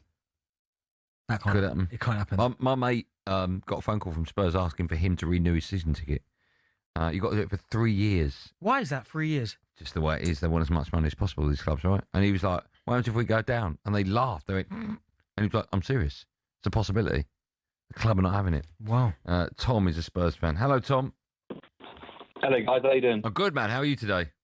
Yeah, good, thanks. Good, thanks, Andy. Yeah, I sort of agree with the other guy. I mean, I think the issue we've got now is we've got a lack of quality and we've got no identity in the team. Any identity we had was gone when we sacked Ange. And Andy, I know you're not the biggest fan of Ange, but hindsight's a good thing. But I mean, I was never a big fan of that decision, and I think that's just been proven right, really. What do you make of the new manager? Well, I mean, I don't really know a lot about him, but the issue is all his job is to get any confidence back in the team. Because I think that's the only thing, really. I don't think it matters what system you play. You can play 3-back, 4-back, whatever.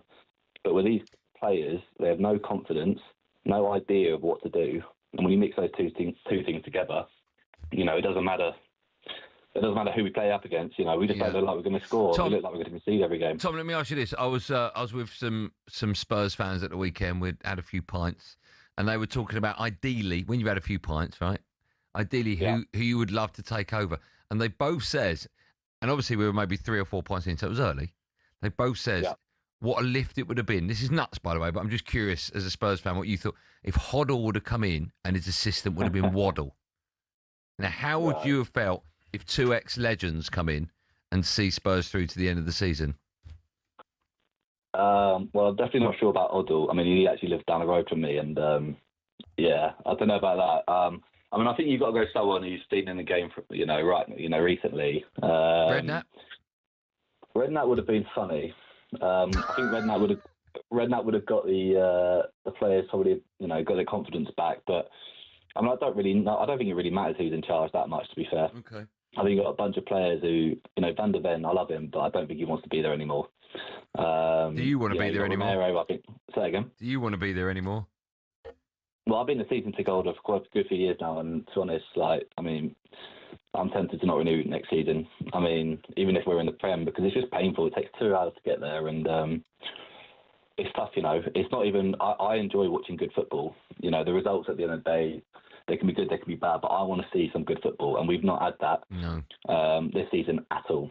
Do you know what I do think is quite, not dangerous, but a lot of Spurs fans, it almost feels like, right, when Poch comes back, we'll be fine. Like, why? Yeah. And if is that? I mean, I think he probably would come back, but it just feels a lot of. This what happens. The World Cup will happen. Poch will leave the USA, come to Spurs, we'll be fine. On what basis? There is that thought. Ernest, great name, is an Arsenal fan. Hi, Ernest. Hello. How are you? Hello, Ben. Hello, mate. You right? Hello. Yeah, I'm alright. How are you? I'm good, thank you. Yeah, just a quick one, please. First of all, I'm trying to actually, my call is about, I want to speak to Andy. Can you please, Andy, can you just tell me about do you have a background about football? I don't know about your background. Do you have any knowledge about football? I would imagine it's the same as yours. Okay. Do you? I have it. I play a lot of football. Okay. What level do you play at? I didn't play Okay. I play a lot of football. Okay. Well, God, my answer to that is less than you then. Why is that relevant? I grew up with football. Okay. Is it raining where you are? Have you got elephants in the car?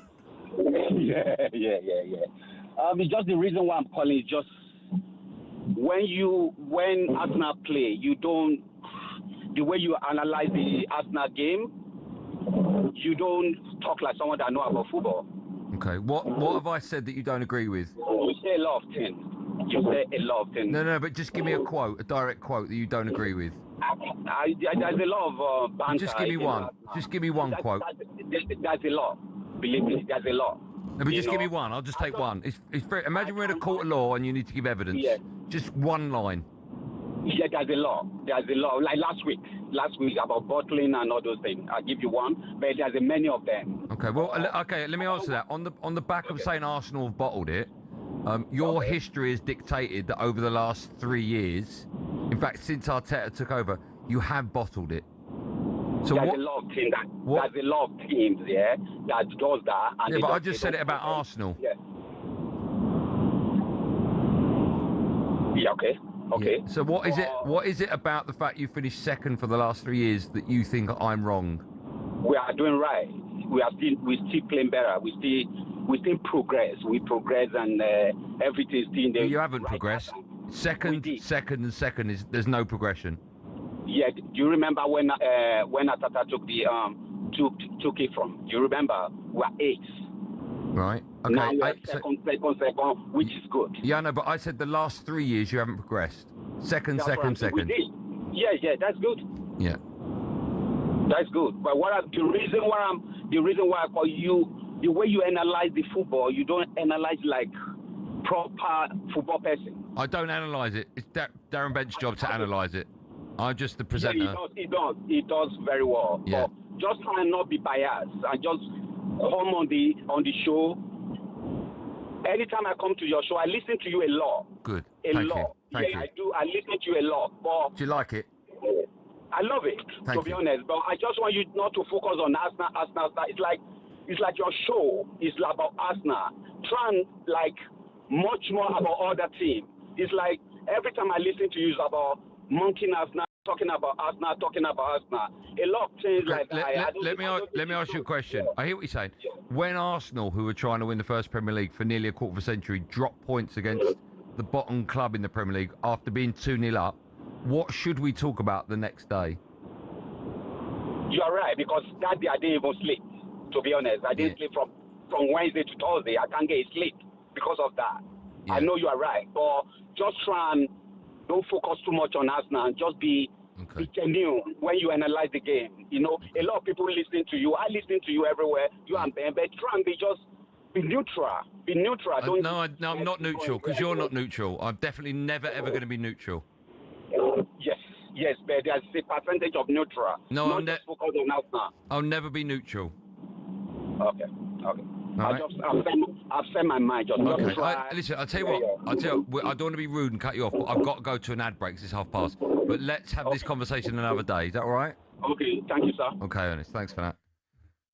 See, look, you getting under people's skin again. Terrible. Me? Still to come. Bentley's serving up his tea time takeaway this week. First, it's time for no Googling. I'll never be neutral. You ever be neutral? I'm neutral. Yeah. I am impartial. Yeah, of course you are, yeah. We want to know who are the only two players with more goals for Arsenal against Tottenham in the Premier League than Eberechi Eze. 5, by the way. These two players, one's got 7, one's got 6. Who are those two players? I'm thinking, I wonder if he's Martin Keown's friend. He is Martin Keown. One is. If Martin Keown's got any. 0371722 344 if you want to analyse some football.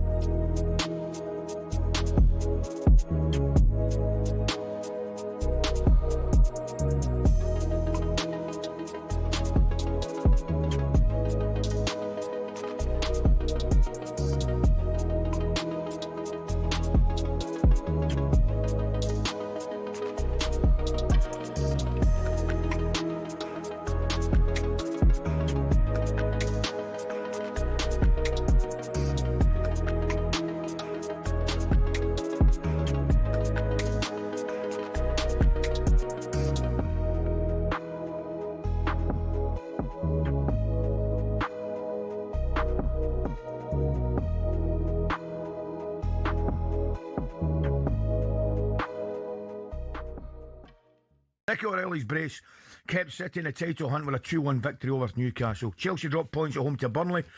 Excuse me. Liverpool strengthened their push for Champions League football thanks to a late controversial winner from Alexis McAllister. That was an interesting game. I thought when I only watched the highlights, I thought Forest actually played well. Brilliant, yeah. But there's only one place we can start, as Arsenal made a title statement again in the North London derby, defeating Spurs 4-1. Incidentally, had 3-1 in McCutton to restore their 5-point lead at the top of the table. Eze was Tottenham's tormentor again. He now has 7 goals in his last 4 games against Spurs since last May. Arsenal manager Mikel Arteta said he stepped up another level last night. I mean, he scored 5 goals in the last 2 games against them, which is extremely difficult to do. But I could see that he wanted to prove something. He was upset, even with me, because I didn't play him the other day from the beginning and some of the decisions that I made. And I started to understand how we're going to get the best out of him now. Okay, Ray. Joker has also grabbed a brace. Arteta said it was his best game and a Gunner shirt since his summer arrival in Sporting Lisbon. I think that's a fair comment as well. Absolutely. I think his movement was much better. Yeah. He was involved in more. He looks more of a threat in front of goal. You know, the positions he took up were so much better. If you look at his last goal, just running down that sort of channel, and you know he can cut inside and go for that far corner. I thought the first one was a great goal as well. I loved his first one, mate. Really good goal. I loved his first one. Good ball into him. Yeah. Good first touch. Got First touch made it for him. Yeah. And then he could whip it with that bit of pace and pace and power to beat the goalkeepers.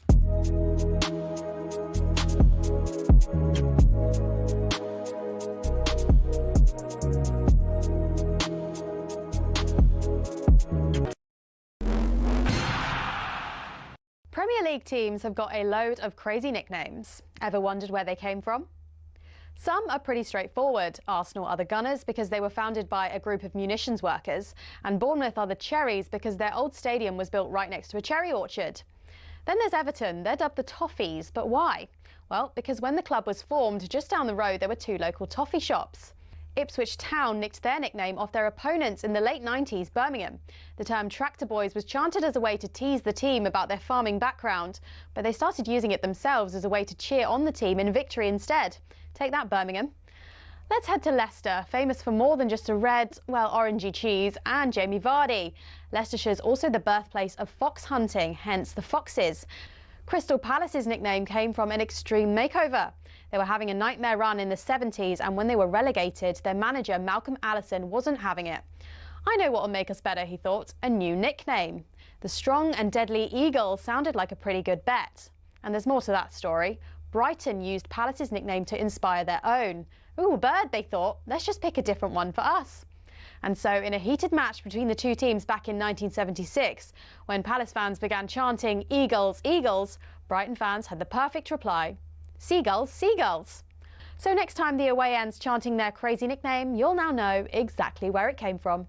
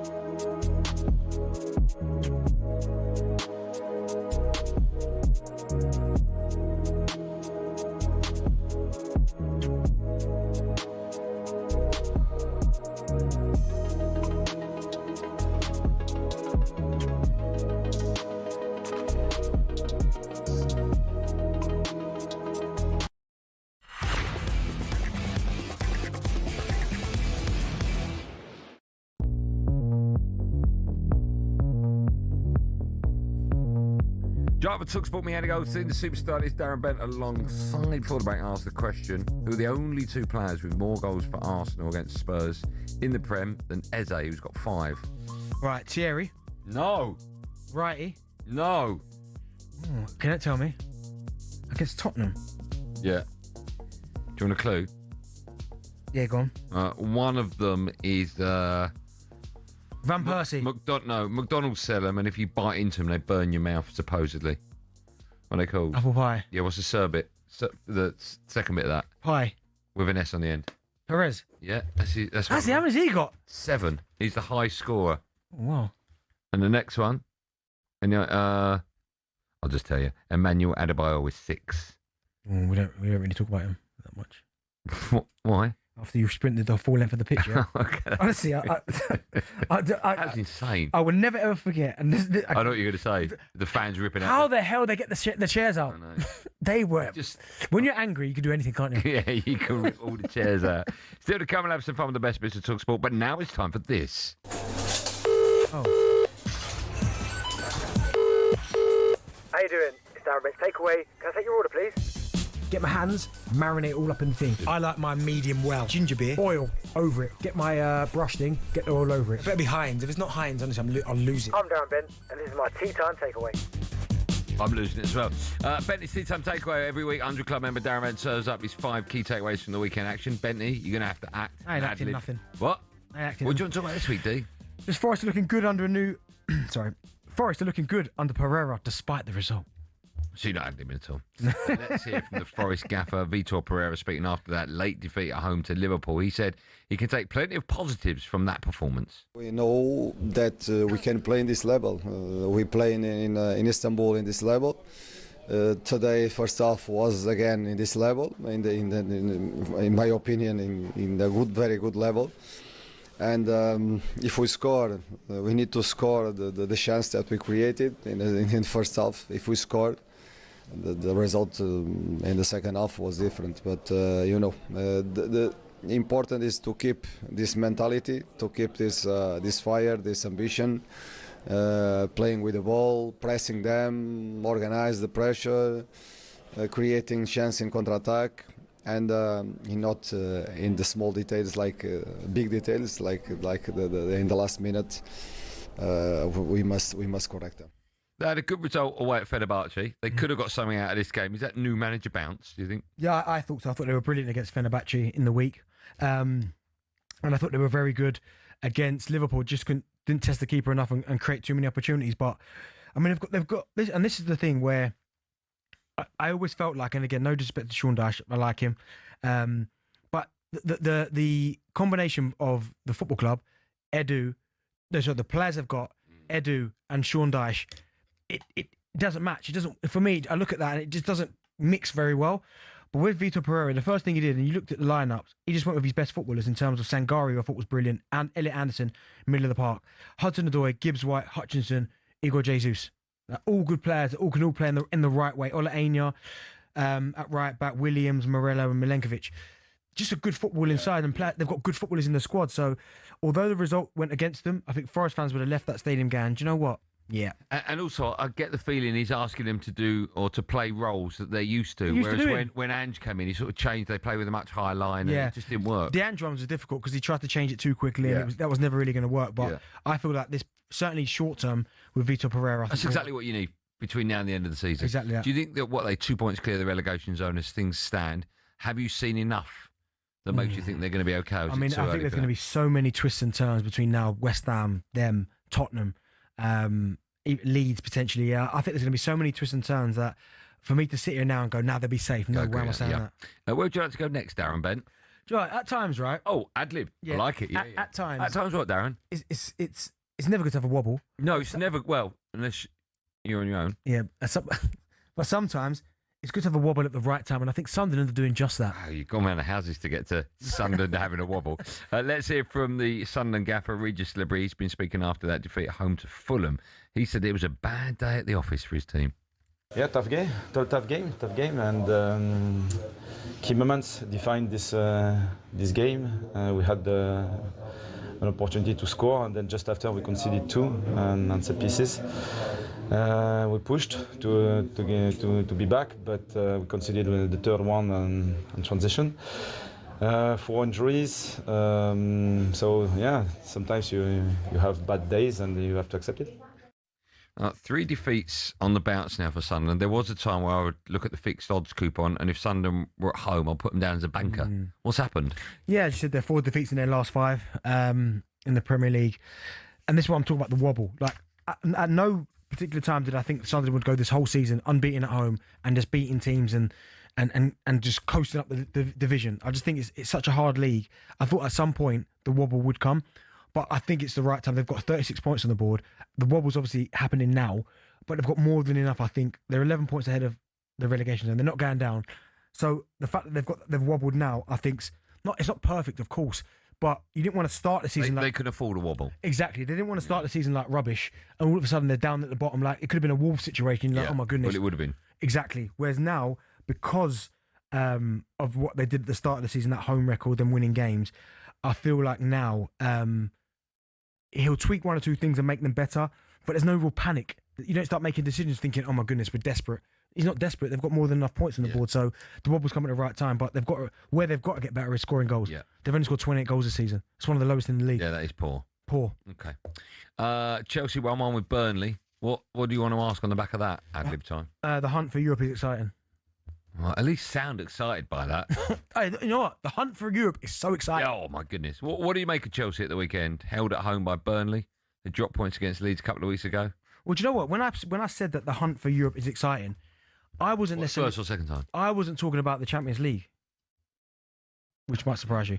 I was talking about maybe Europa Conference League because... What? And the reason why I say that... Why would that because be Champions exciting? League, we know, so it's usually Why would the that best be teams. exciting? Because you've got, like, put it this way, we reckon 8th might get the Conference League. Oh, I see, the hunt for everyone, not Chelsea. Right, okay, I'm with you. The, I don't know why Bill's put Chelsea in there. I mean... For his team. Well, no, but I didn't ask for Chelsea. Oh, I tell you what, he's playing up, Billy, today, isn't he? But honestly, no. The reason why I said the Conference League is because we think 8th might get the Conference League. Bournemouth currently hold that with 38 points, right? Brentford are 7th, so they're going to be in Europe. You've got Everton 37, Fulham 37, Newcastle 36, Sunderland 36. So Sunderland just came out of the Championship, could be in Europe next season. Give me your top 5 now. Arsenal, City, Villa. You think Villa will get there, do you? Yeah. Do you? Yeah. Chelsea, Liverpool. You're such an idiot. What? Right, why do we get Man United fans up going like, where'd you get that from, Benny? Do you want me to be honest? You're definitely impartial, right? No, do you want me to be honest? I was impartial. If Ernest was a Man United fan, he wouldn't be having Arsenal, that. Man City. I mean, Villa have still got a 6-point gap. Long way to go, D. You had an 8-point gap not too long ago. Well, 9, was it 9? 9. That top 5 is going to be really interesting. That 3rd, 4th and 5th. Yeah. Anything else you want to talk about? I mean, we've talked to Tottenham and Arsenal to death. Anything? Yeah, no, not really. But no, as I said, I mean, that would be... Who do you think for that... Unless I give it between Brentford, Bournemouth, Everton, Fulham... Oh, wait, hold on. Take Newcastle out of it. But Sunderland, Fulham, Everton, Brentford, Bournemouth. Who do you think would be... Like, not so much needs Europe the most. But I see. It would I be, think. I mean, who would you Everton. like to see out of those? Well, Everton are the biggest sleeping giant in the Premier League for a long, long time. I feel right. So them in new stadium, European football. I think that'd be great for Everton. Yeah. European, that's at Goodison. Also, Tony Belly's got my number, so I'd love to see Sunderland in there. Yeah, of course you. Ex-side. Yeah, but the stadium rocking European nights. Oh, you wouldn't get that Everton. I'm not saying that. You're rocking tonight, but Man United keeps scoring. Still to come on Drive. That game, by the way, live on talkSPORT. We'll hear about Jason Cunley's new career as a salesman. I've got Ollie Cromwell's head. Do you want to buy it off me? Yes, that's from 21 minutes ago. Brand new podcast. Is there a clip of that in there? I hope so. Yeah. We'll be joined by Steve Bruce live from the Hill Dickinson. How's the bacon, did you say? Very good, thanks, Steve. And we'll look ahead to Everton against United. It's live on talkSPORT tonight. What drama from the best league in the world. Live and exclusive. I hasten to add all that and loads more coming up on Drive on talkSPORT. Me, Andy Goldstein Darren Bent. When we come back, the best bits of talkSPORT. Weasel.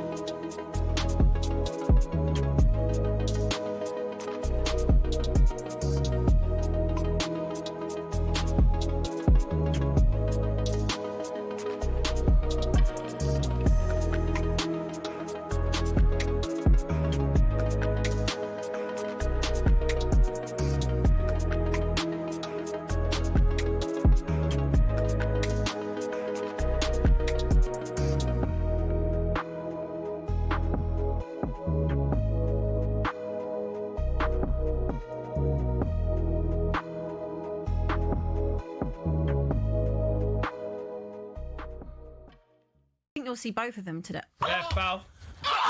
Thank you. Definitely free kick. 100%. Given a free What kick. are we doing here? Ref, don't let Cross comes in from the right-hand side.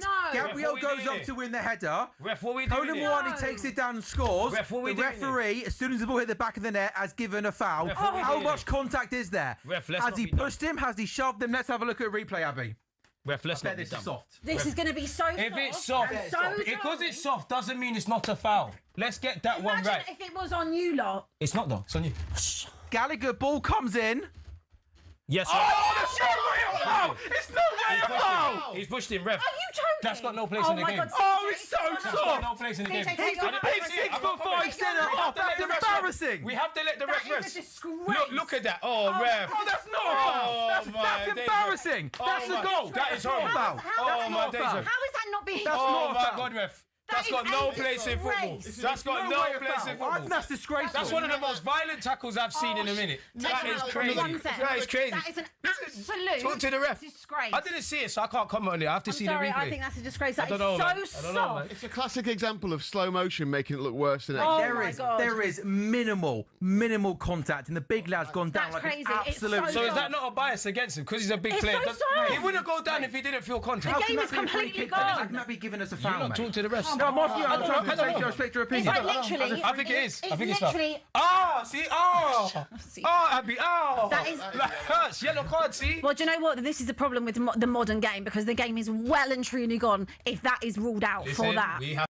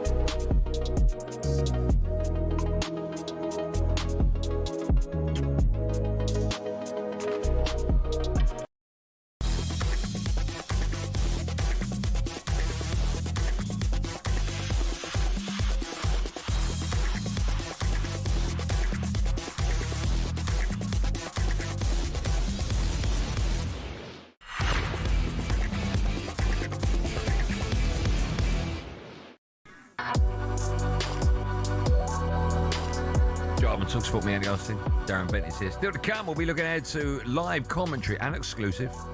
Everton take on Manchester United, boys from 10 on the Sports Bar Takeovers. Just quickly, Ronnie O'Sullivan is set to make his debut in the World Senior Snooker Championship at Sheffield's Crucible Theatre in May. Good luck to everyone else. And new proposals from FIFA could see players who receive treatment for an injury have to stay off the pitch for a whole minute. In the Premier League, it's currently 30 seconds. Time now for this. And they're off. Win a trip to Cheltenham, Alan Brazil style, on talkSPORT. Yes, do you fancy joining talkSPORT at the famous Cheltenham Festival for Gold Cup Day? We're giving away the ultimate hospitality experience for two on Friday, the 13th of March. You'll get a full day of VIP treatment, 4-course lunch, complimentary bar all day. Good luck with that. Celebrity tipsters and more. You'll be experiencing the races in the best possible way, and you get to meet some of us. Here's how you can enter. For a chance to win, text the word WIN to 83338. A text will cost £2.50 plus your standard network rate. Or you can call 0343 418 7260. Lines close on Friday, this Friday, at 4 p.m. 18 plus UK residents only. It's a TalkSPORT promotion. Full T's and C's at talksport.com. So for your chance to win, text the word WIN to 83338 now. Good luck, everyone. Good luck. Time now for this. The day at the races. Great prize. Right, time for the best of TalkSPORT friends. We run you through some of the recent highlight moments from across TalkSPORT. Let's kick things off with the weekend breakfast show. Here's Shaban and Tony trying the Whitney Houston challenge, where you have to hit a spoon at the perfect timing during I Will Always Love You. Have a listen. I wish you love.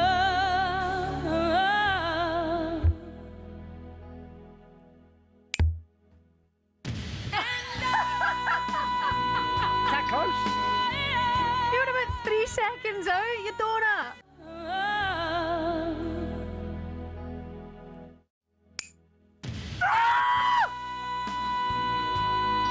Ain't that easy, is it? It's a stupid game anyway. I like the way he did it. He heard it and then he said, was that close? Do you think you could do better? Yes. Have we got it here? Presumably you've got that set up, Jack. Have you got that? You've not got that, Jack. Okay. Have you got? Can you tell me what's going on in your head, Jack? Have you got that? You have it. Do you want to have a go? Go on. Okay, go on then. Have you got a cup? I'll bang the table. Okay. I wish you love. Don't you do it, Andy. I'm not doing it. Hey! Hey! Hey! They're seeing it! Hey! High fiving now! Hey! High fiving now! You know what? I was going to have a go. There's no point. Ethan, that is unbelievable! That is unbelievable! That was the middle bang! That was incredible. Come on! Well, that's the end of that game. Reminder, Shaban and Tony are with you every Saturday and Sunday morning from 6. That's better than any goal you've ever scored in your life. Your face was incredible. Well done. That was like you saying coming out traps like the split second that gun goes off. Thank you. That was great, D. Over to Friday's mid-morning show with my face. Cricket Gabby. I'm so happy. Right at the top of their show, they were unexpectedly interrupted. Crook, do you reckon you'd belly flop that? I'd take it on. It'd be a little bit chilly this time of year. Alan Brazil's just gate crashed the studio to tell us that you've dyed your hair, Sam. Is that true, Sam? It's all right. He already knows I'm just Men's biggest customer. I'm glad you went that way with that. Do you think Sam dyes his hair? There's every chance. Yeah? There's every chance. You don't do yours, do you? No. Okay. What's the tallest height you could jump into water from? I don't even know what that means. So if you jumped off a diving board, how far up? Oh, I see. Okay. Oh, man, I'm a coward. A metre? Oh, I've jumped off a cliff before into water. Yeah, but how big was the cliff? Big. Brilliant. Okay. No one. There's detail right there, everyone. Nah, I can't remember. Yeah, trust me, I've done it before. Was it scary? It must have been scary. Yeah, of course, on the way down. A coward, you are. Yeah, no, but I wasn't. It weren't on the way up, was it? Yeah, true. Yeah. Who's someone you'd like to see interrupt drive time? Martin Keown. I'd pay good money for that. Me too. He's having a giggle. He's not out there, is he? Sam Out of Face return at 10 a.m. tomorrow alongside Simon Jordan for the best bits of the show. Check out The Outspoken wherever you get your podcast. He'll probably wake up in the morning, Martin Keown, realise what he let himself down, and he'll probably Andy, play this later. No, I have played it. Be a good presenter, I have played it, Martin. Martin. Next level. Yeah. Don't take fun. Do you want to get to the next level? I want to get to Martin's level. Let's finish with Darren Bent's favourite podcast. 21 minutes to go. Get your pen out. Here's the fun boy, Jason Cundy, discussing the former British head of state, Oliver Cromwell, being dug up and having his head chopped off. Went to my school. Didn't know where the head was for years. For years, right? You haven't got it here today, have you? And here it is. Anyway, It's 1710 now, so we're talking quite a few years later, right? Can't work it out, can you? No, can't work it out. 1661. Yeah, okay, yeah, 40 years. 50 years. 50 years, right? 50 years, right? And it popped, someone found it. It popped up. Yeah, some popped up, right? But people were selling it. Like, I've got Ollie Cromwell's head. Do you want to buy it off me? Ollie Cromwell, he went to my school. Did he? Oliver Cromwell went to my school, yeah. Hinchinbrook School, Google that. All right, I mean, that's probably where the similarities end, I imagine. Yeah, you went to the same school. Who's older, you or him? Are you a roundhead or a cavalier? Am I pardon what? Are you a roundhead or a cavalier? Which team? Team Cavalier. Oh, yeah? Yeah, don't even know what that means. Okay. That doesn't surprise me. What's something you'd never sell? Your soul. What pair of trainers would you never sell? Everything's got a price, my friend. Okay, that's a good answer. Yeah, everything's got a price. Yeah, I realised that when I got them Travis off, you overpay for them. Say something nice about 21 minutes to go. You and Cundy are in it. That's not nice, that's a fact. Yeah, but it's nice. That's a fact. It was nothing. I mean, listen, 1710, yep, I heard yep about 40 times. What do you mean 1710? What does that mean? That was the year that Cundy was talking about, 1710. Right. You didn't even know you're on the podcast. Yep. No, just say something nice about it. I said that you and Cundy are on it. Yeah, but that's a fact. Two very nice people that I like. Have you heard one yet? Pardon? Have you heard an episode yet? No. Someone the other day told me that I need to listen to it. It's funny. Yeah, see? Said no one. Next question, please. Look at him laughing at it. Sorry, that's my joke. I know it is. I've told him a million times. He's regurgitated it. You're laughing. Everyone there's laughing. You know, all of you, forget it. It's done now. Let him buy you the pizza and the chips at the pub. High five. Stick it up.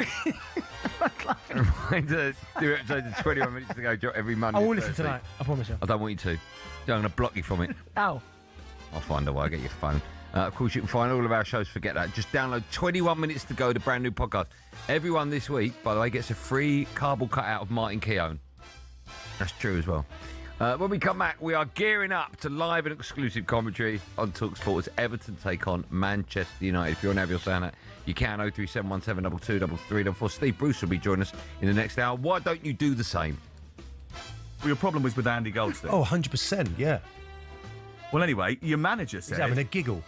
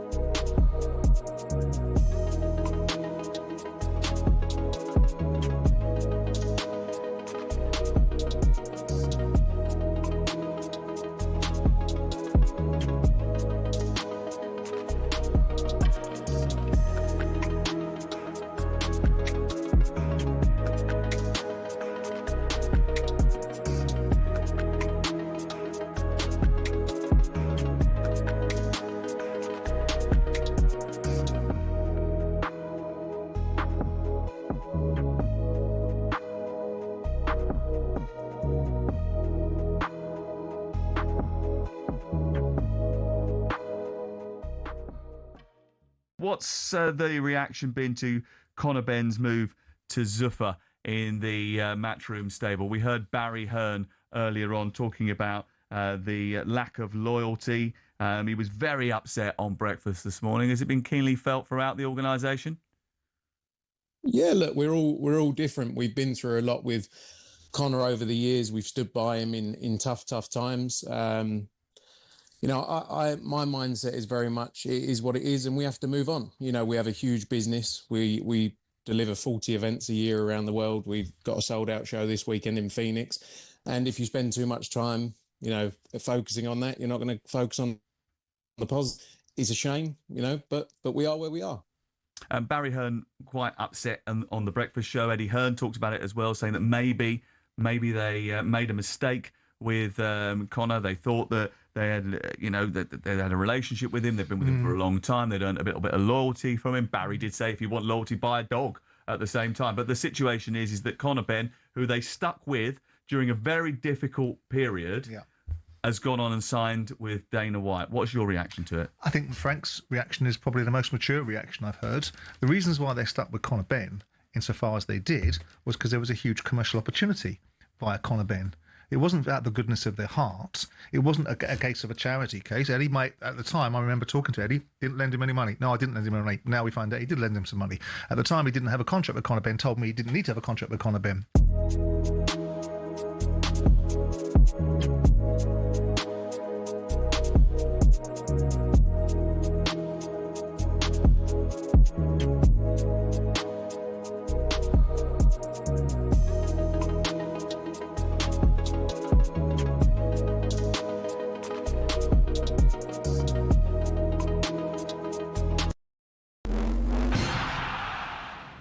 UEFA has provisionally suspended Benfica's Gianluca Prestiani. The Argentine winger is being investigated after Vinicius Junior and Kylian Mbappe accused him of racist language. talkSPORT's chief football correspondent is Alex Crook. That means he'll basically miss the second leg of that playoff this week, so taking him out of the firing line. It doesn't mean we've heard the last of this because that investigation is ongoing. Well, European football expert Andy Brassel says the suspension is sensible. He's also told us Jose Mourinho didn't add much to the story over the weekend. Mourinho basically just said it's been a difficult week for all of us, and the press officer stepped in and said, look, it's an ongoing UEFA investigation, so the coach can't talk about it. Mourinho has since confirmed he won't be speaking before or after Wednesday night's match at the Bernabeu. You can hear that one live on talkSPORT. Now, should Matchroom Boxing maybe turn to self-reflection after Conor Benn left to join Dana White's Zuffa Boxing? Barry Hearn has called it classless, but Simon Jordan doesn't know what everyone's crying about. I would suggest one of the main component parts of being a blue-chip promoter is to secure your talent. If you haven't secured your talent, then you're going to have nothing to promote. So if you want to start pointing your finger at whether Conor Benn shows loyalty or not, then look back at yourself at your own contractual situation because you left your backside hanging out in the wind. Well, Matchroom Boxing CEO Frank Smith is looking forward to competing with Zuffa in the future, but he says they have a long way to go before reaching the top. Dana White said it himself. Boxers are overpaid, and he wants to create a sustainable business. So he's going to come in and they're going to make this splash with a certain group of people. Of course they are. But ultimately, they have to reset the market if they want to create a business that is sustainable with long-term value. Elsewhere, Igor Tudor didn't impress Arsenal invincible Martin Keown in the North London derby. He didn't press Arsenal. He allowed them to grow in the game. I thought his tactics were wrong. And in the end, it looked like he sat down after about an hour because he looked like he was out of his depth. He needs to offer up a better tactical display. And Ruben Loftus-Cheek will have surgery after breaking his jaw against Parma over the weekend. The AC Milan midfielder could now be out for the rest of the season.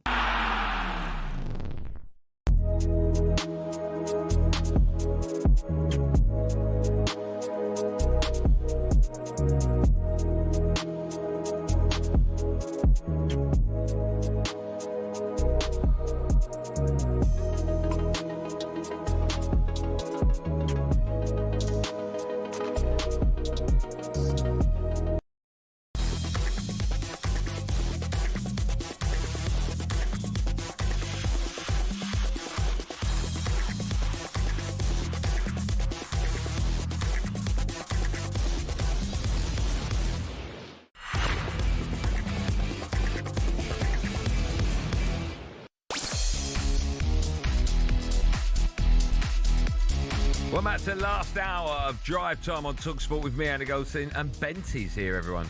Remember I told you I had our outfit chopped off and you laughed in my face? I do remember when you had it chopped off. Grew back, though. What are you talking about?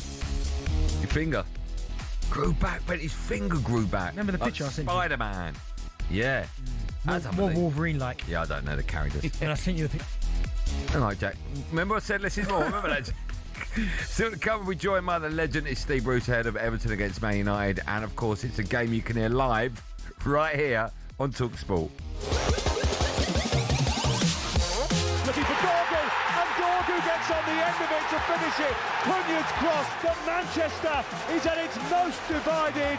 It's the red half of the town, Deluxe United. Carrick is doing what he's been asked to do, which is just settle everything down. Michael Carrick looks like that sort of manager, Ali, that's like, you know what, picking everyone up. Good low ball into the near post, and Barry is there, stealing a march on his central defender to poke home. Now, this is what David Moyes does, and you can criticise sometimes about football that you're witnessing. They're still managing to get results.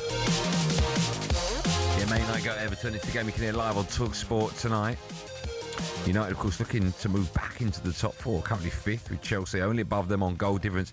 They face an Everton side with just one defeat in their last 7 league games, and their gaffer, David Moyes, he's been speaking to the media ahead of the game, and he was asked about the job Michael Carrick has done for United.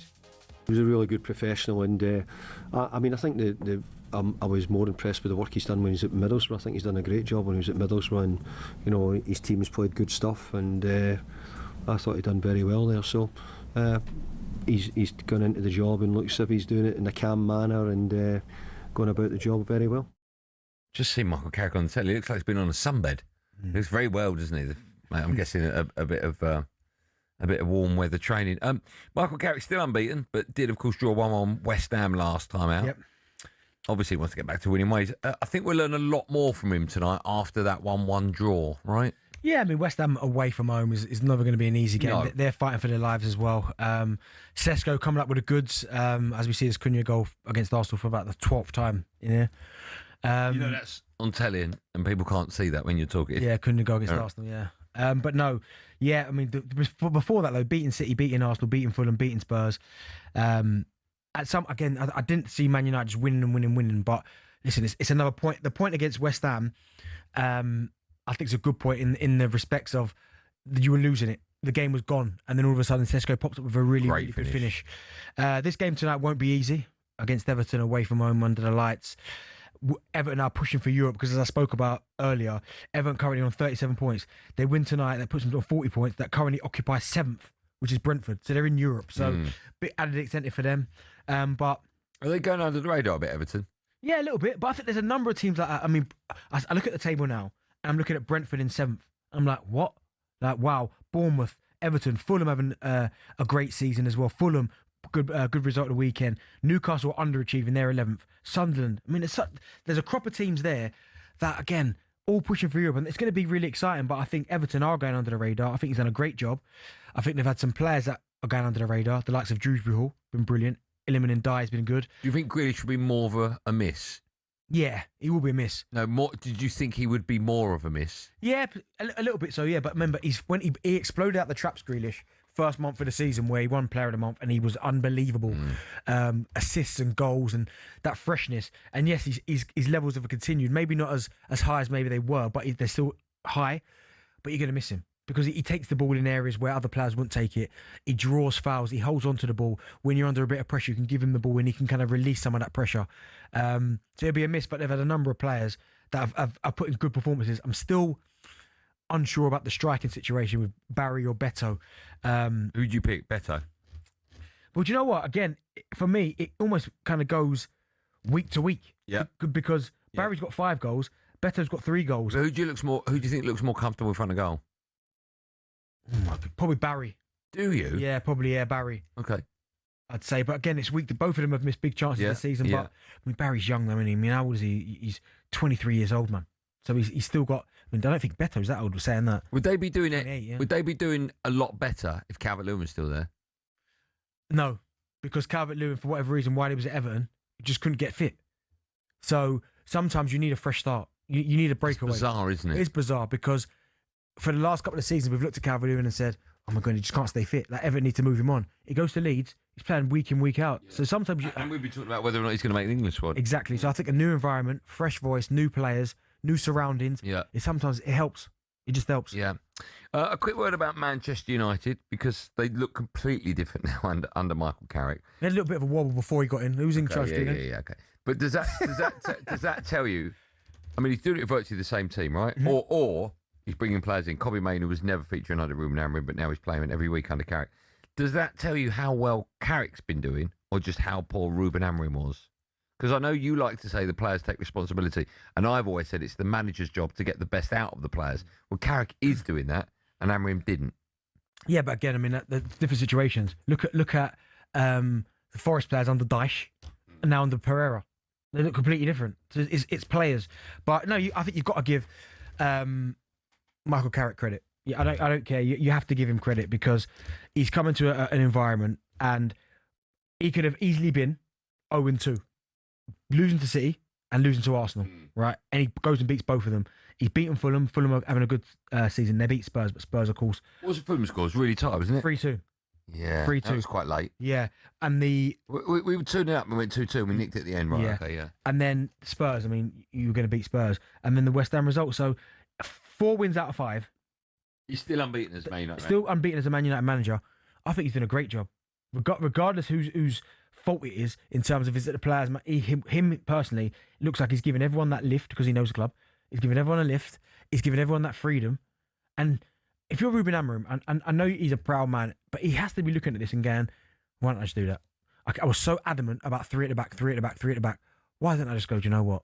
I'm going to go with this 4 at the back. Play players in their natural positions. But, like, Bruno is one of the best creative players in the league. Why is he playing holding midfield? He's playing Ahmed at wing back. Yeah. It's nuts. Just play players in their natural positions. Yeah. Carrick's done that and he's getting results. How much of United and Carrick's success is down to the fact United don't have any football other than just the Premier League every week? Yeah, it's huge, of course, because you've got like clear road now to just Premier League football. Yeah. No EFL Cup, obviously. No FA Cup. Brighton knocked you out. No Champions League. You've just honestly, you've got. Why do you need to know the teams that knocked us out? No, because so just give context. You always tell me when you was. Oh right, okay. When you was trying to teach me. Yeah, is that what I taught you? Yeah, well, you teach me. Obviously, going out the EFL Cup Grimsby. Yeah. Yeah, right. Yeah. So, Yeah. I'm just kind of. Have I taught you how to break someone's nose before? Yeah, I'm just kind of your mentoring. Oh right, fine, okay. Yeah, Brighton, Grimsby. Don't let Martin Kearney say. No, so it's one of them where, yes, I think because you're playing one game a week, it's the focus and the kind of recovery time is crucial. You're getting players back now. I know you don't have big injuries, but you're getting players back now because the focus is one game a week, so you can give them more time. There's not this expectancy that, oh my goodness, we've got Champions League Tuesday or Europa League on the Thursday. We've got a big game Sunday. Like juggling players, it's kind of a relaxed process. If people are new to the show, they won't know that you had a bet with the caller about Leighton. Shout Leighton, 5 weeks ago, was it something like that? Before the Arsenal game, and you and that was him 25th both, of Jan. Okay, so nearly a month ago, right? And the bet was that if Man United beat Arsenal that day, which they did, you wouldn't have a haircut, beard either, until United lose. Yeah. And so far, of course, they haven't. No. Tomorrow, will you be getting a haircut? Oh, I think I could see a draw. All right, okay. Yeah, I mean, I'd love Everton, of course, to win, but I can see a draw. Has anyone said your hair's getting a bit long? No, because you've allowed me the lineup. Like I did Sky yesterday. The lineup around the hair, I'm fine with, but the beard thing. Well, listen, you can't. But I thought that's what it was. The lineup was everything. Yeah, I didn't know that. Well, it's unfortunate. It's not my problem. But you agree to it. But listen, I can't cut my hair. I know, but we need to see. It's at the moment you look exactly the same. Yeah, because I had a lineup. I know, but I'm saying I might take the beard lineup away. And obviously Scotch Porter on the beard. I'm taking the beard lineup away. All right. You put goals in goal and paste on that. All right. What will the score be tonight? Live and exclusive on talkSPORT. Everton against Man United. 2-2. You honestly think that? Yeah, I think it's going to be a draw. Do you really? Yeah. 3-1 United. Honestly. And you said, so I'm not allowed to. I'm not allowed to tip us to win. That's funny. When I do it though against teams that are near the bottom, you go arrogant. No, because you said you'd beat us 4-1. No, I did. I said 3-1. Okay, arrogant. Okay, but I said we beat Villa. I said we beat Villa 3-1. You said you'd beat Wolves. Yeah, but I think we'll probably beat not arrogant. Okay, I haven't been wrong yet. We're arrogant. No. You see why you said Grimsby? I never said that. And again, misquote. Arrogant. Everton 3-1. So we'll go to Hill Dickinson. Not a problem. Yeah, we will. And they'll be lucky to get one. Come on, Moisey. We'll be speaking to Steve Bruce in about 10 minutes' time. Meaning between then and now, you can have your say. Everton fans, how high is high for Everton at the moment? It's currently 9th. You could be, 7th if things go your way tonight. Tony Bellow, if you're out there and you want to have a chat about your team, 03717 22 344. Football fans, Man United, Everton fans, the same applies to you. Pick up the phone. Tell me what's going to happen tonight. A game you can hear live and exclusive on talkSPORT. Everton against Man United. How do you see it going? 03717 22 344. Stupid little weasel of the highest order.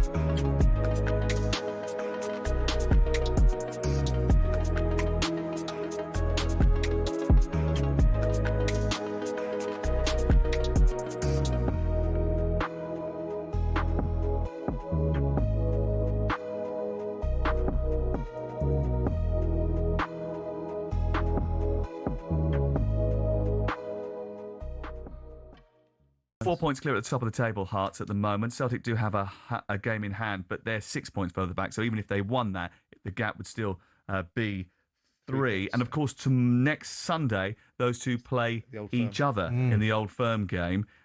Is the loser out of the title race? Pretty well, yeah. Well, I mean, obviously Rangers in a slightly better position, aren't they?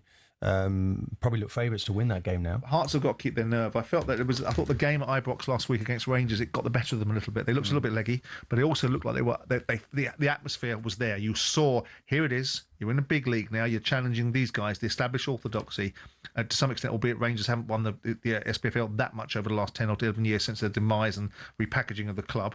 But you're still playing against giants, and you could feel the atmosphere in the stadium. And I felt that Hearts succumb to it a little bit. So now it's upon them. It's in their own hands. They've got to be able to ride the storm. Celtic and Rangers do what they do. They've done their job against Celtic and Rangers. They've played them. Just find a way to win. They've had a few 1-0 wins, and that's enough. So do they get Lawrence Shankland back? Do they get Cam Devlin back? Are they back soon? Because they've lost those two players out of their lineup. Well, Shankland's still not available at the moment. But Devlin's coming back though, isn't he? In the next couple of weeks. Yeah. But Shankland obviously a massive miss because he is the goals for So is Devlin. He's a big miss for them. But 1-0 against Falkirk this weekend. They've got a big game at home against Aberdeen next weekend. Aberdeen, who actually put a result on or looked like they were going to put a result on the board at the weekend, then lost 3-2 at home to Dundee. Haven't really got much to play for apart from the Scottish Cup, Aberdeen.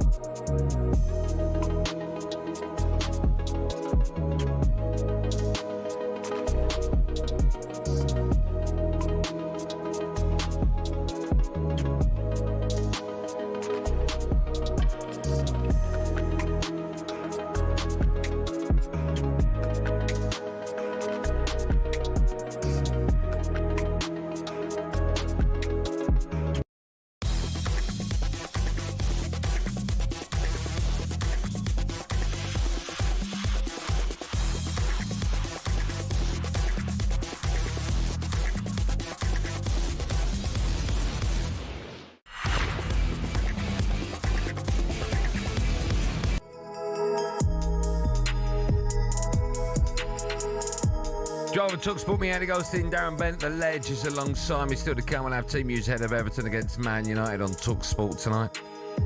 Just quickly, National League side Kings Lynn are being investigated on suspicion of deliberately getting a match postponed by spraying their pitch with sprinklers during heavy rainfall. At the time, they were hit by a number of injuries. Raheem Sterling came off the bench to make his final debut as well over the weekend. We'll go to the phone lines in a moment. First, it's time for this. Paddy's Performers on talkSPORT with Paddy Power. Reviewing the top ballers, performers and goal scorers from the latest footballing action. 18 plus, begambleaware.org. Yeah, time now for Paddy's Performers in association with Drive's official betting partner, Paddy Power. Today we're looking back at a great weekend of football, nominate the players we think made a difference and were Paddy's Performers. I've gone with Nico O'Reilly.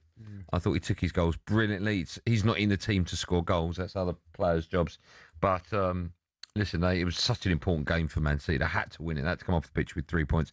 Really close affair as well. And they got all 3 points because of his goals. So I have to pick him. He was brilliant. Yeah, he was brilliant. I've gone for Eberechi Eze. I thought he was brilliant. Another 2 goals against Tottenham. Did you think he was brilliant? Yeah, maybe not brilliant, but he took his goals well, really well. But he just showed up in big moments, and that's what you want. At this stage of the season, I don't care if he's not putting in 90-minute performances where he's absolutely 10 out of 10. But if he gives me that couple of goals, big moments, I'll take that. They weren't difficult goals, right? No, the first one's good though because the touch goes up and he's got to get over it. They hit that well. Yeah, and it was Saka was through for the other one, but it was nice. He had to be there.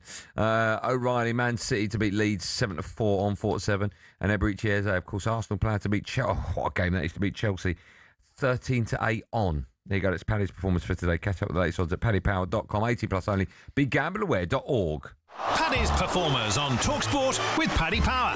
Reviewing the top ballers, performers and goal scorers from the latest footballing action. 18 plus, begambleaware.org. Let's go to the phone line, shall we? 03717223344. First up is Tony Bellow joins us. Hello, Tony. Oh, I've faded him up. Tony, you there? Oh, what's happened? Is he not there? Let's try and get him back, shall we? While you're doing that, where should we go? Let's listen to Michael Carrick, Man United gaffer. He's been speaking to the media ahead of tonight's game away to Everton. It's live on talkSPORT. He's expecting a big test. It's going to take a lot. I think it's going away to Everton. I know it's a new stadium, but historically it's always been tough. It's always been the atmosphere and the supporters that they create. I think it's always been one of the toughest ones that I've played away from home, so we're aware of that. And then trying to be our best way we can. You know, I think we've got things to improve on, but we've got a good base and a good foundation moving forward. Good spirit. So we'll have to draw on pretty much all of that on Monday night. Go on, Michael. Make sure you stuff the toffees. No, don't stuff Right, the let's toffees. let's speak to Tony. Oh, dear, Tony Bellow, Everton fan, big friend of the show, loves me as well. Hello, Tony Bellow. Stuff you, weasel. That's what we'll do. How are you, Tone? Surviving, lad. I'm just out here. Another great weekend of work with the boxing, and we were just in the car, me and my son, spending some time together until some weasel just shouted my name down the radio saying it'd be nice to speak to Tony Bellow. I have no idea why. So, what's your problem, weasel, and why do you want to speak to me? Well, firstly, I appreciate the love, and secondly. Secondly, no problem. We were just talking about your team against mine tonight, and I thought it'd be nice for the listeners to hear from one of their favourite boxers. I don't know about that. No, hold on. Hold on. He was busy, and so we thought we'd call you. I don't know about that.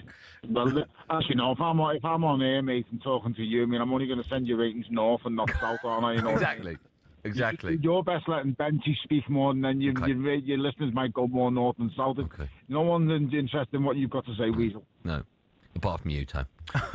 Only me. Only me. That's why I'm phoning. I'll ask you the first question. Benty can ask the second one.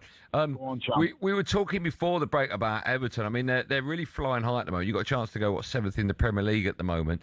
And Benty asked me, out of all the clubs in and around where Everton are, who needs European football the most? And I actually said Everton. I said I think the biggest sleeping giant, this is what I said, the biggest sleeping giant in the Premier League at the moment. How important do you think European football will be for Everton next season? It could be huge, but you've also got to remember and take into context we've got the smallest squad in the Premier League. That's a worry. So as long as the gaffer is backed and he's given additions, which he most definitely needs, then I think European football will be amazing. I want to take my kids around Europe. I want them to have the great nights and have the good times, and I want them to understand why I made them Evertonians. Well, why they were chosen, to be Evertonians. Tone, do you think what David Moyes is doing at Everton this season is kind of going under the radar? Because you are 9th, you're playing some good stuff. You have, as you said, they've got a small squad. Grealish is obviously out for a sustained amount of time. Do you think what he's been doing is going under the radar? I think if his name was some fancy Spanish name, I think they'd be all clambering up to him and tell him how great he is. Because his name's David Moyes and he's Scottish, it's like, whatever. It's just it's as if it's been easy for him. So I think he's probably used to that now. I mean, the job he done at West Ham, nothing short of phenomenal. The job he done at Everton first time round, absolutely unbelievable. When he started and came into the job, Everton were relegation candidates. And he turned them into people who were fighting for the top 4, rival, the biggest club in the country in Liverpool. And that's what he done first time at Everton. So I think you're right. Yes, I do think it goes under the radar, but I just think it's underappreciation. And the underappreciation comes from, the likes of, without yourselves, the media. And that's where the lack of appreciation is, I think. I think so little was made of his great success at West Ham. Yeah. And then also, guys, the job he done at Everton last season, when he gets us within a relegation battle, lads. Yeah. And then if you look at his form from when he takes over to the end of the season, it's like it's top 8 football.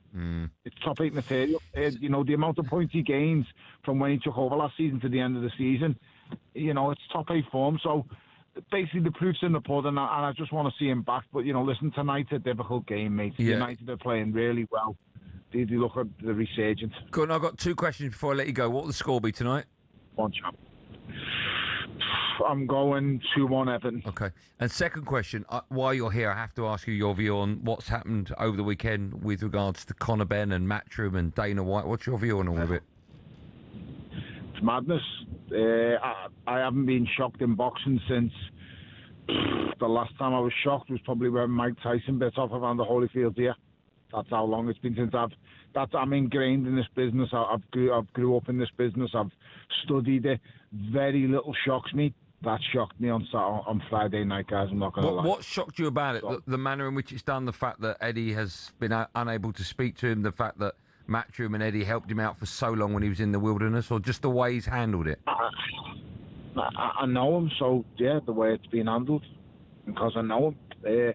Like I said, nothing really shocks me in this business, but that did, mate. The way it's handled, it's not good, and he'll know that. You know, you look yourself in the mirror, as simple as that, mate. That's all you do. You look yourself in the mirror and you know if it's been right or wrong. I get there's money on the table that you can't pass up, and I get you're fighting for your family. I've been there, I've done it. I've been offered money when I never had a contract. Millions of pounds when I was broke, and I rejected it because I shook hands with him. Only Eddie can tell you that, because Eddie knows what I was offered, and he knows who I was offered it off. But it's difficult, mate, it really is. But all it takes is, when that offer was first put to him and it was concrete, pick up the phone and go, Ed, I've been offered this. Can you match it? Can you bet it? Can you do this or that? And I think that's all Eddie really wanted, because other fighters have been put in them positions over the years with him. The likes of Joshua has been put in them positions. Johnny Fisher's been put in them positions. I've been on a lesser scale for Johnny Fisher, but I've been put in that position with millions of pounds. And at the time, you're broke with a heavy mortgage hanging over your head, and your wife's behind you going, you better take that money. I don't care what you've agreed on. And, you know, it's the character of the man that makes the next move. And I get why, I fully understand why he took it, but all it takes is a second to pause and go, do you know what? I'm going to phone him up and let him know what I've been offered. It's concrete. Can he beat it? Can he match it? And I'm pretty sure Eddie would have just went, you know what? Because he said the same to me. Eddie's words to me when I phoned him up and I got the offer was, Tone, I can't pay you that. You've got to take it. And I was like, I'm not doing it. And he went, are you mad? And I said, no, what we're going to do is we're going to do it together. And this fight is going to get made. Thankfully, David and Eddie and sorted out their issues and problems, and they helped make the fight happen.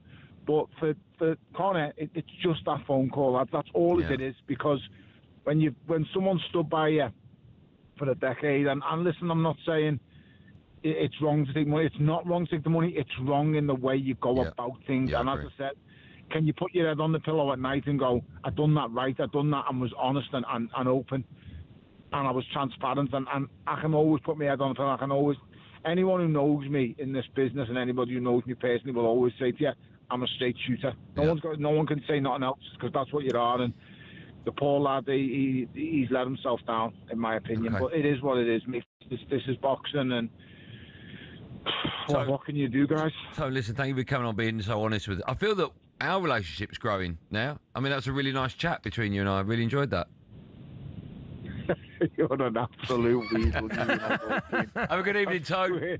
Even when you're being nice, right, it reeks of weaselness. No. You love me deep down. I know that. I don't even know what it is. No, I do love you. You are an absolutely a brilliant fella to be around in person. That's the only reason I haven't smacked you with a really hard body shot. I actually, in person, you're a lot better. It's just when you're speaking through these radio waves, I want to strangle the life out of you. But then when I see you, I just look at your face and think he's actually all right. That's very kind. Like, if you put a balaclava on, I would choke the living daylight out of you. You're not the first man to say that to me. Have a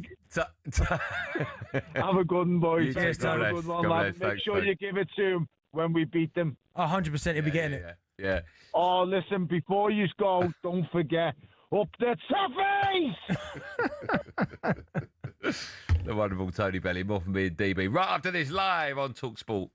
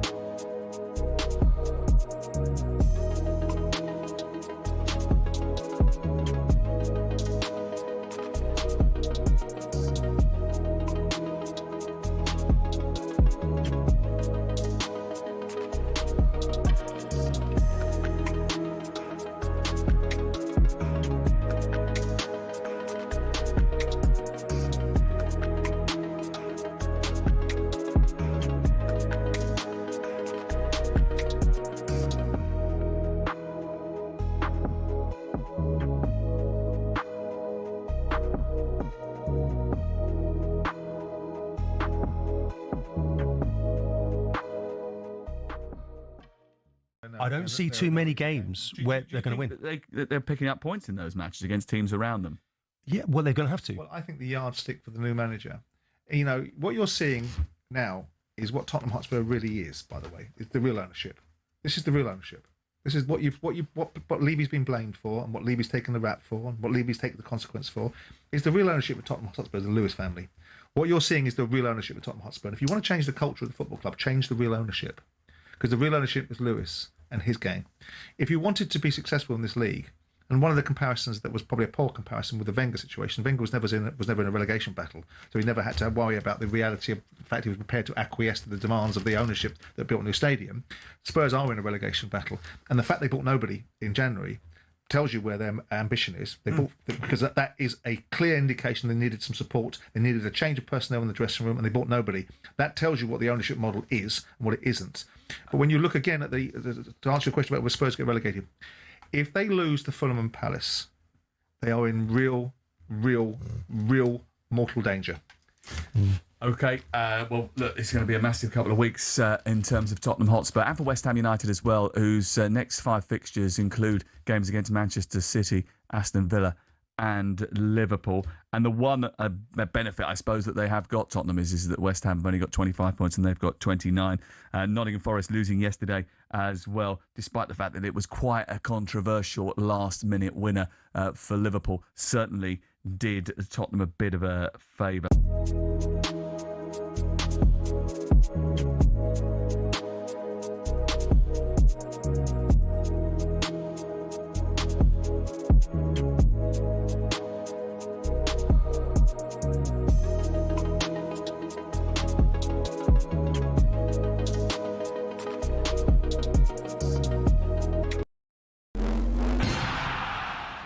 Premier League teams have got a load of crazy nicknames. Ever wondered where they came from?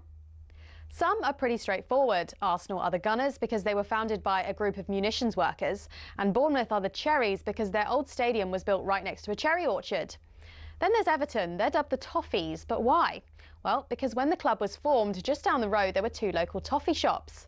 Ipswich Town nicked their nickname off their opponents in the late 90s, Birmingham. The term Tractor Boys was chanted as a way to tease the team about their farming background, but they started using it themselves as a way to cheer on the team in victory instead. Take that, Birmingham. Let's head to Leicester, famous for more than just a red, well, orangey cheese and Jamie Vardy. Leicestershire's also the birthplace of fox hunting, hence the Foxes. Crystal Palace's nickname came from an extreme makeover. They were having a nightmare run in the 70s, and when they were relegated, their manager, Malcolm Allison, wasn't having it. I know what will make us better, he thought, a new nickname. The Strong and Deadly Eagle sounded like a pretty good bet. And there's more to that story. Brighton used Palace's nickname to inspire their own.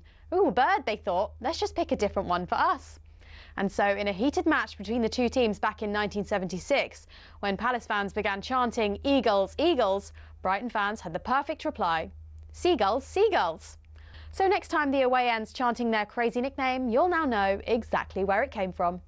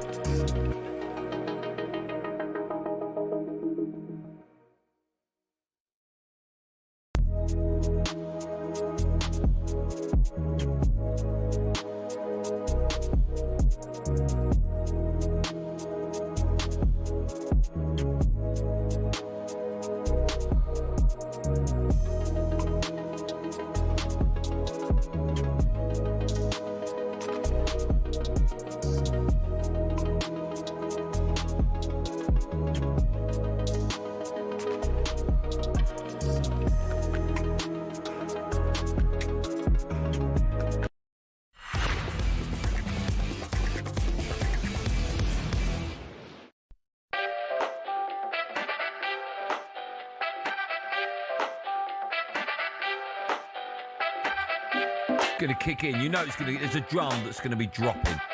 I'll say it's coming up in 3, 2, 1. There you go. Should have been a DJ.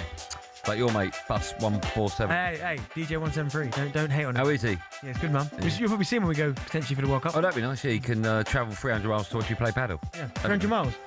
You're listening to Driver talkSPORT. Me, Andy Goldstein Darren Bent is here for us at 7. The GOAT Adrian Darmo's live Premier League. Football's Man United go to Everton, and we'll bring you team news for that one as soon as it drops.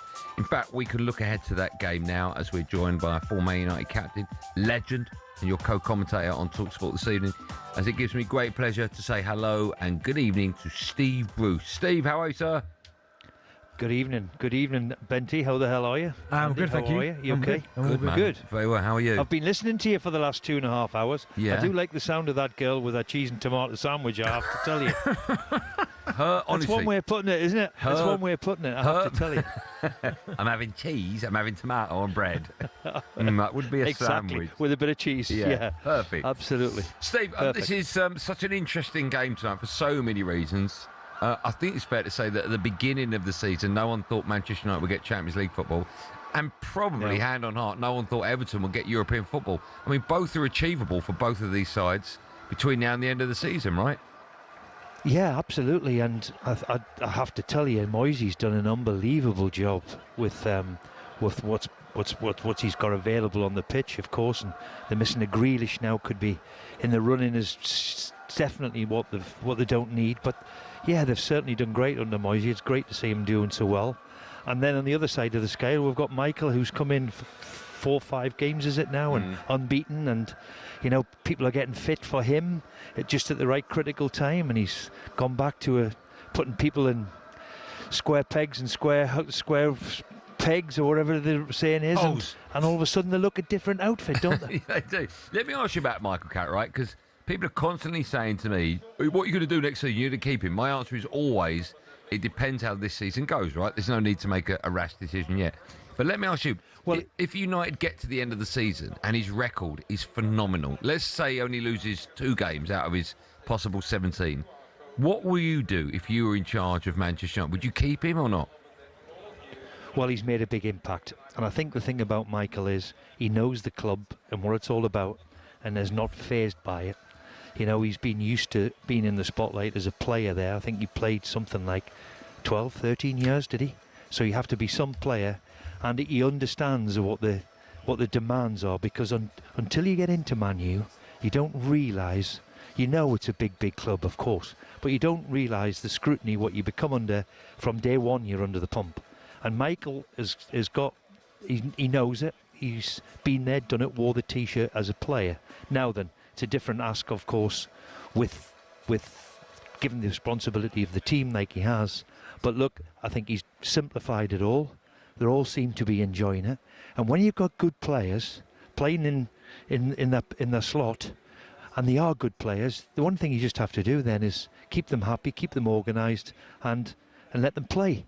And Man U's all about that, you know. You've got to play with a certain way, the Man U way, if you like, and that's by playing with wide players with a bit of pace and having a little bit of excitement.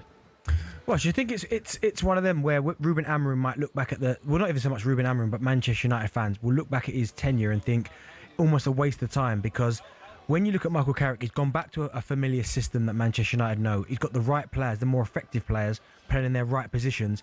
Does it almost feel like, obviously you're heavily connected to the club, that it feels like almost 18 months wasted? Well, look, I think it became too much of a talking point, Benty, with that. It was all about his philosophy and how he's going to play. Now, it was complicated. To play a 3-4-3, you have to be given time with it.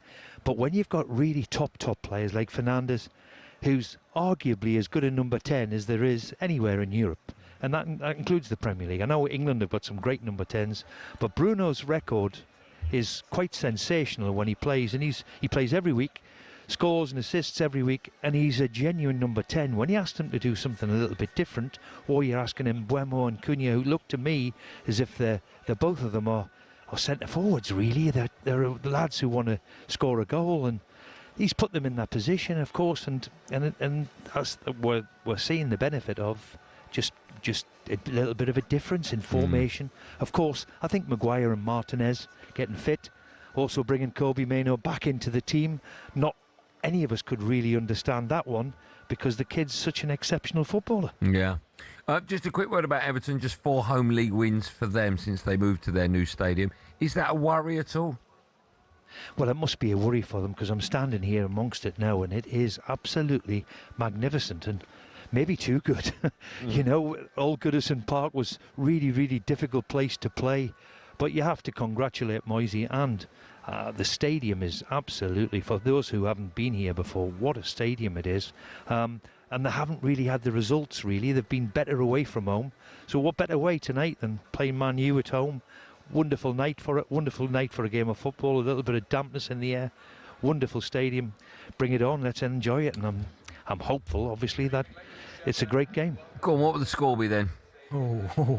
Oh, Andy, you do like that, don't you? You do like that one, don't you? Oh, yes, now you're falling out with people at Arsenal at the moment, aren't you? And, you know, that's a good thing. That's very. You know, you're not doing your job properly enough. You can't criticise Arsenal for giving a 2-goal lead against Wolves. Come on, you're right. It's disgusting. But I did that. I'm gonna go with the red cap. Of course I am, and say Man U will win 2-1.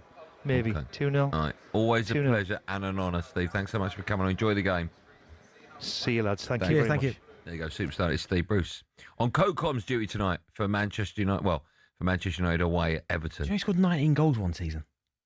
That's unbelievable. Well, all comms, obviously. He's a centre half. Yeah, that's insane. 19, 91. Yeah, that's insane. Yeah. Great player he was. Yeah. Great player.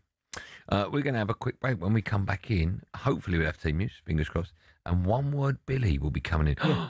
He's got, go on, what are you going to say? I can't wait to see Billy after he messed up my EFL call. Oh, yeah, and all this other stuff in it. Yeah, he's been useless today. He's got a lot of explaining to do when he comes back in.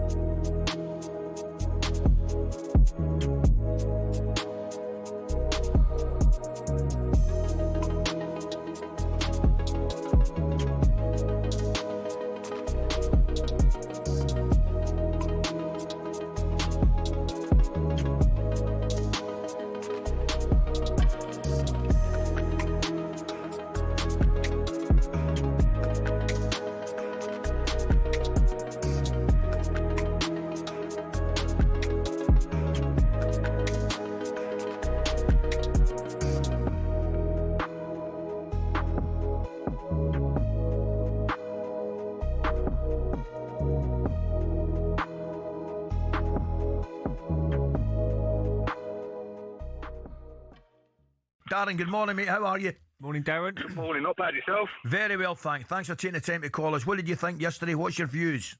Well, at the end of the day, it's a bit of karma for Tottenham, isn't it? Going off for the back of what they did last season, the fans-wise, the mentality. Oh, yeah, we'd rather lose a game so Arsenal don't win the league. So looks like they'll be in a relegation battle now, and it's come back to haunt them. You must be pleased with a lot of the performances yesterday. Gyökeres, it's still a little bit of a doubt in people's minds because obviously they've spent a lot of money. And he's had in different games at times, but he was brilliant yesterday. Best performance with an Arsenal shirt on, definitely. At the end of the day, he holds up the play well. You know what I mean? He brings other players into action and all that. And Arsenal lately, well, they're a team scoring team. You know what I mean? It's not an individual. They can score goals from anywhere, But yeah, it's going to favour. There's plenty of points to play for. We're up against Man City at the end of the day. And you know what the score is to them. It's going to be going to the last 2 games. 2 or 3 games. You know what I mean? At the end of the day, it's a marathon in this league now. It's not a sprint. Brilliant, Dan. Yeah, Thanks for your call, pal. We're going to move on. Thank you very much for taking the time to call us. We've got Paul. Paul's a Spurs fan. Maybe not just as happy this morning, Paul. No, mate, I felt disgrace really from our team. I wanted to phone up and talk about. No one seems to be talking about it. The foul by Kolo Muani on Gabriel yesterday. Yes. Shocking decision. Shocking decision.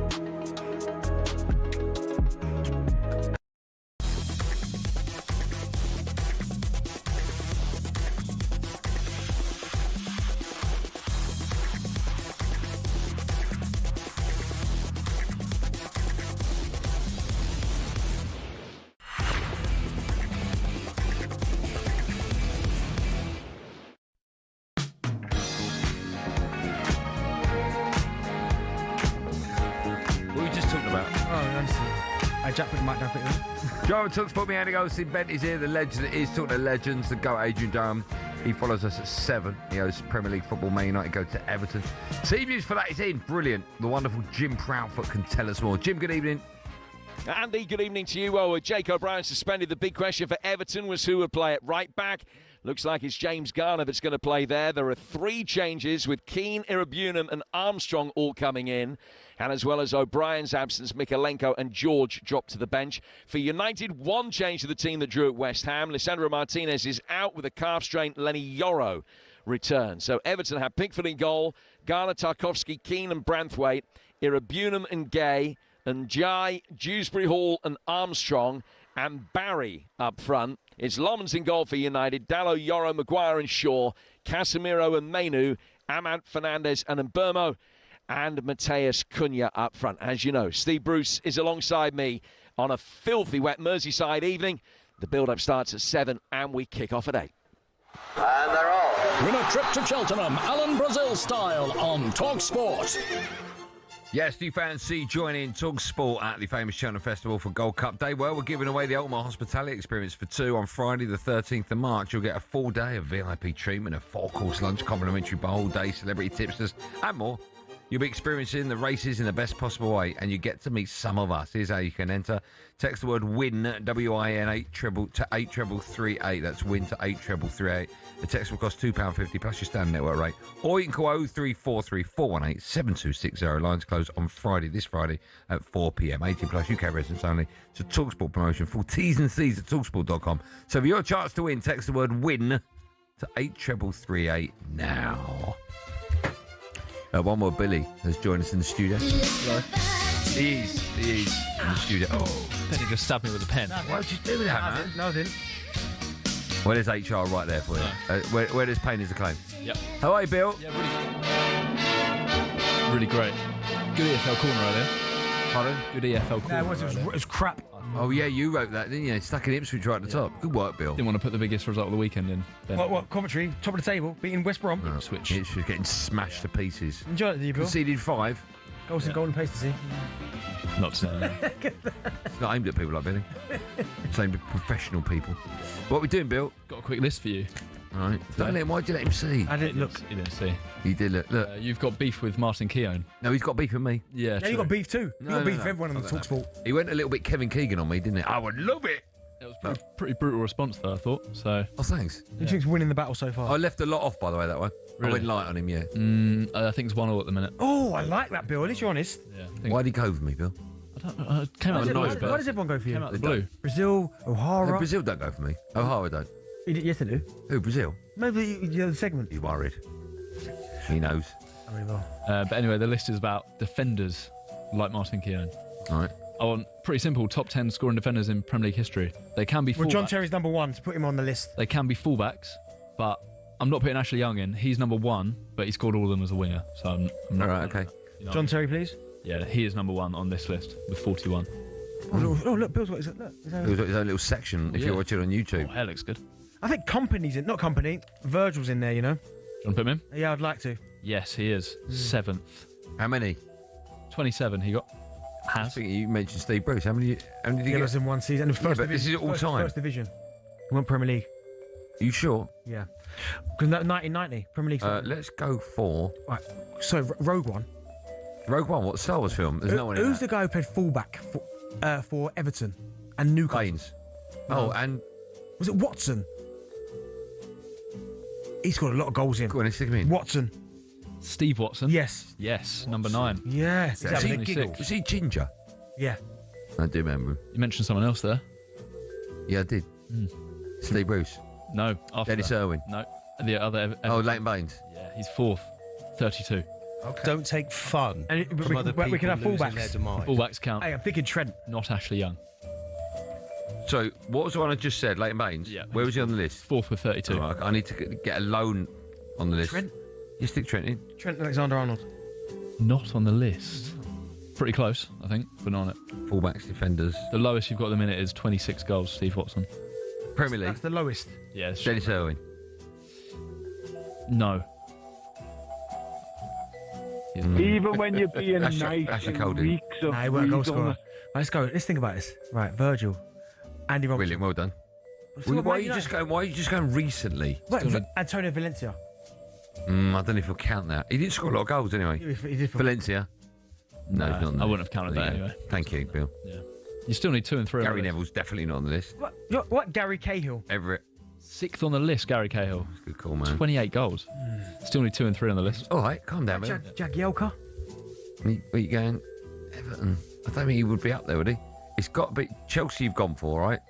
Arsenal. Hold on. I've got one. Hey. Must be an Arsenal. Gallas must be on there. 10th on the list. Yeah. How many? 25. So that's your lowest. Mate, must be an Arsenal centre half there. 2 minutes left. Yeah, but he played for. Yeah, Sol Campbell didn't. Colo Torre didn't. Rio wouldn't have done, would he? Not really. Vidic didn't. Couple. No. Chelsea. How many there? Unbelievable question. Carvalho, Cahill, Terry. We've had them. Okay, we've got 90 seconds. Give her the clubs. Hold on. Not Dawson. Michael Dawson, Ledley King. No. Number 2 on the list played for Everton, mainly. West Ham, I think, as well. Going back a bit. Everton and West Ham. Centre half. Left back, I think. Everton and West Ham. Left back Everton. Which club first? Everton more prominent, I believe. Oh, I got it. Go on. I even played with him. Go on. I think it's Unzi. David Unsworth. I played with him. You done well there. 38. You must be mad. 3 on the list. Ipswich, Leicester and Bolton. Centre back, apparently. Ipswich. Going back a bit again. Oh, Matt Elliott. No, he's close though. Steve Walsh is not in there, is he? No. Matt Elliott. No. So who's his clubs again, sorry? Ipswich, Leicester, Bolton. Ipswich, come on. Leicester. Leicester and Bolton. Well, that's why I said Matt Elliott, but it's not him. Hold on, what did you say? Ipswich, no. Leicester, Bolton. Bolton's throwing me. First name? Ian. Brilliant. Ian? Yeah. Some blokes just walk down the gangways Even with a Joe's full like stomped about it. 14-inch pizza. What's his surname begin with? M. Ian. Next letter? A. I said next letter? Ian Marshall. Yeah. He's centre forward, mate. He's a winger. Says centre back on. Ian Marshall. No, he's is a winger. Is a striker. He had long like Chris Waterware. What are you talking, Bill? Must have played defender. Right, get out. He's ruined it. Get out. You also need No, you need also get a lawyer. Get out. Ian Hart and Marcus Alonso. Right. Yeah, and Mark Viduka's one, is it? Yeah. Centre back on the Premier League website. Ian Marshall. I'm thinking, what? He's a striker. Get out, Bill. You just ruined the whole day for everyone. I don't think it was ever a centre back. Harry Maguire. Harry Maguire must be in there. Obviously not. No. He's got strikers in his. I could have done the bong. Missed it. Go back, Jack. No, you got time. I'll end it when I finish talking. Have a lovely evening. We'll be back tomorrow at 4 p.m. for drive time. Be safe, everyone. Be safe. Come on!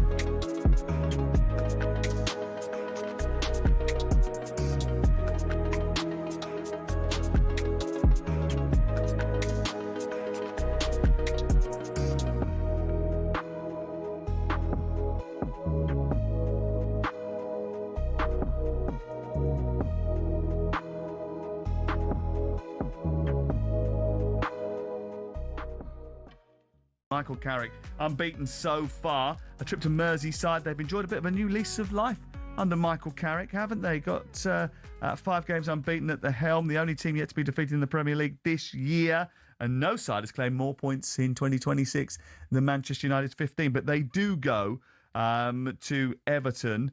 And it hasn't been a great start at the Hill Dickinson yet. They haven't quite bed in there yet. Michael Carrick, though, has been speaking pre-match, and he's looking forward to the trip. Going away to Everton, I know it's a new stadium, but historically it's always been tough. It's always been the atmosphere and the supporters that they create. I think it's